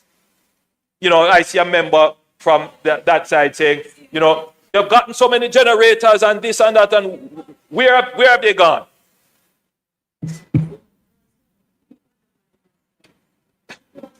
Anyway, the point is, member, that we need to show the public everything that we have gotten and how it has been spent. That's one level of accountability and transparency.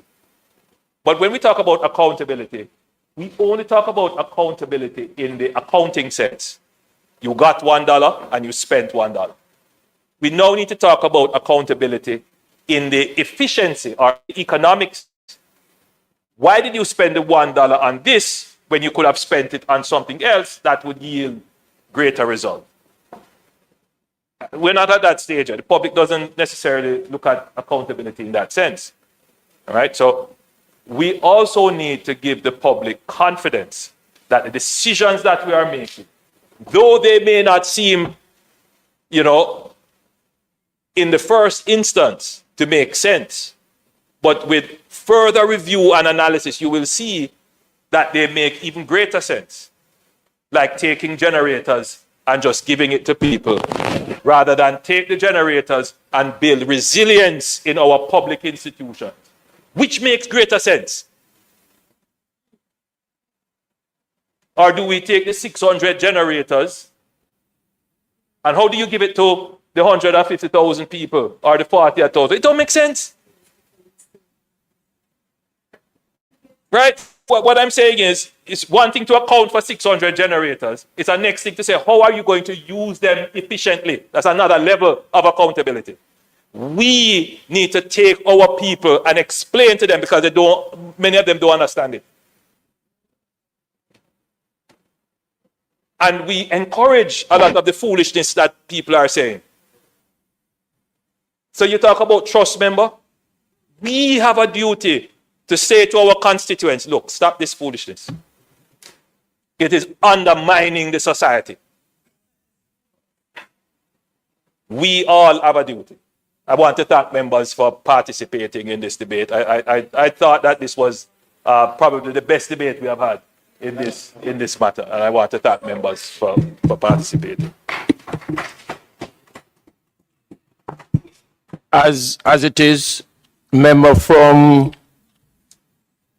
St. Anne Southeastern, I made mention of the standing orders earlier, and I'm going to read from it again.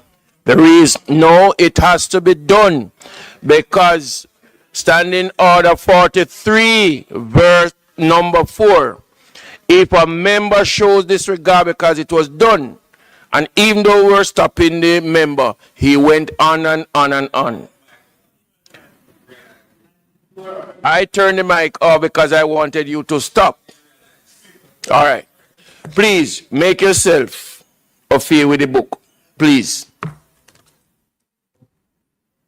Announcements.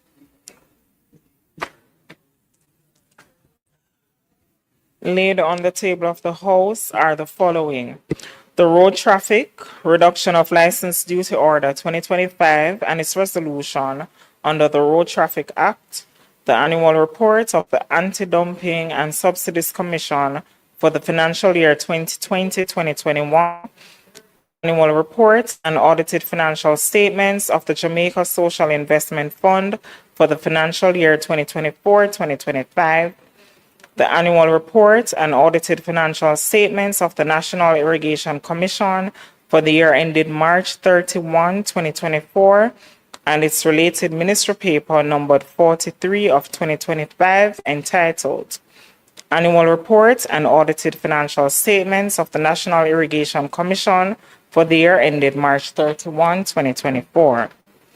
Annual Report and Audited Financial Statements of the Jamaica Bauxite Mining Limited for the year ended March 31, 2020, and its related ministry paper numbered 44 of 2025 entitled Annual Report and Audited Financial Statements of the Jamaica Bauxite Mining Limited for the year ended March 31, 2020, and finally the ministry paper numbered 45 of 2025 entitled Replenishment of the Multilateral Investment Fund of the Inter-American Development Bank. Thank you, Mr. Speaker.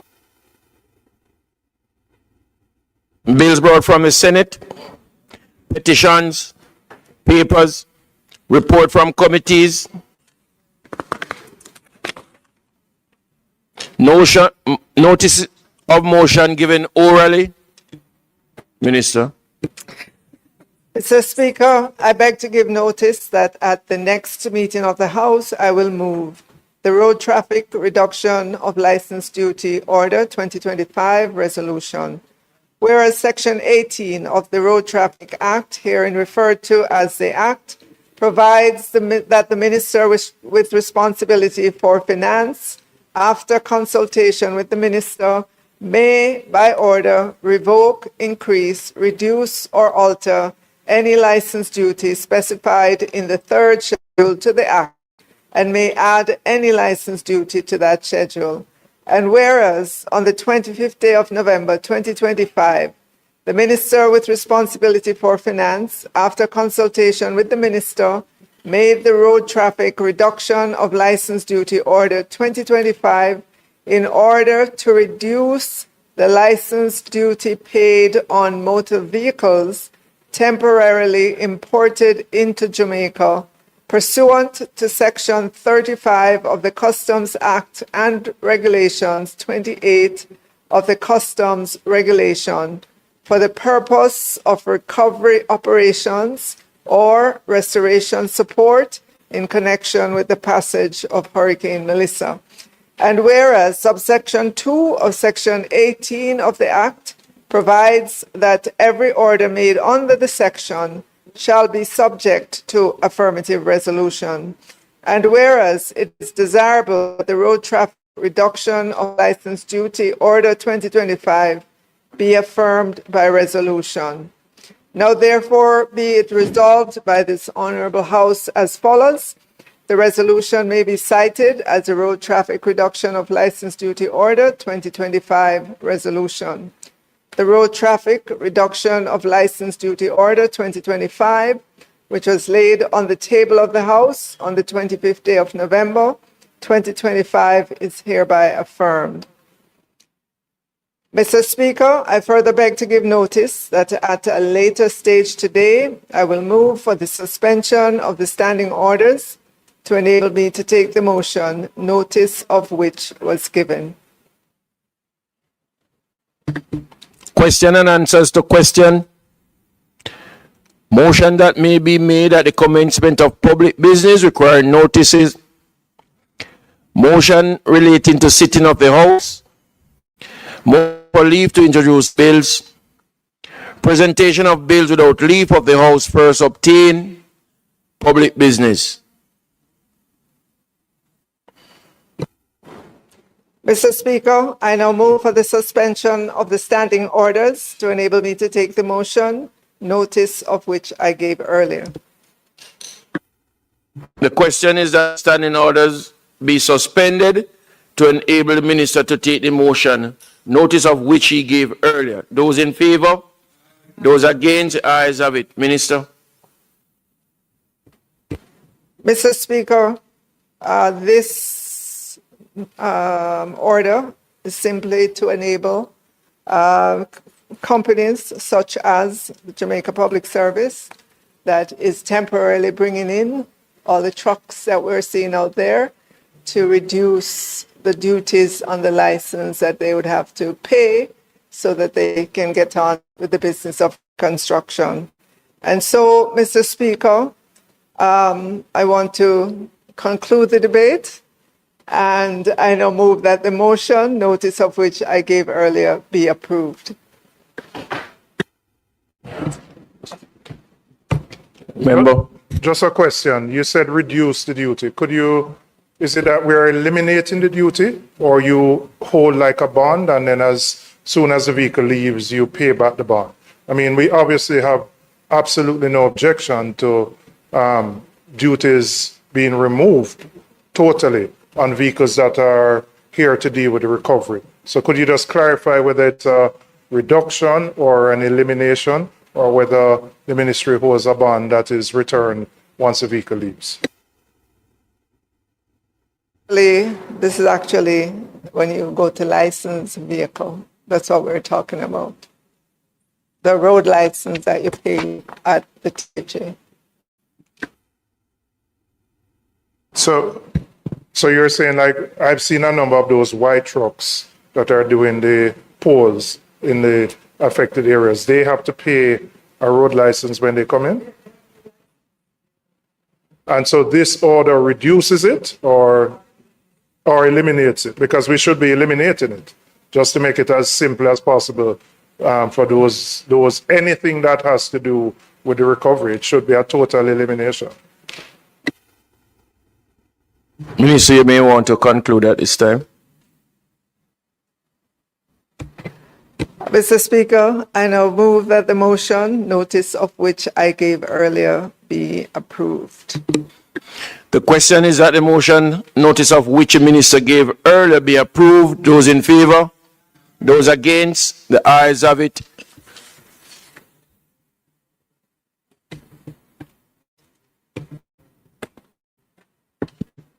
Mike. Mr. Speaker, it is not intended to do any further business today, and as such, I will move for the adjournment for a date to be fixed.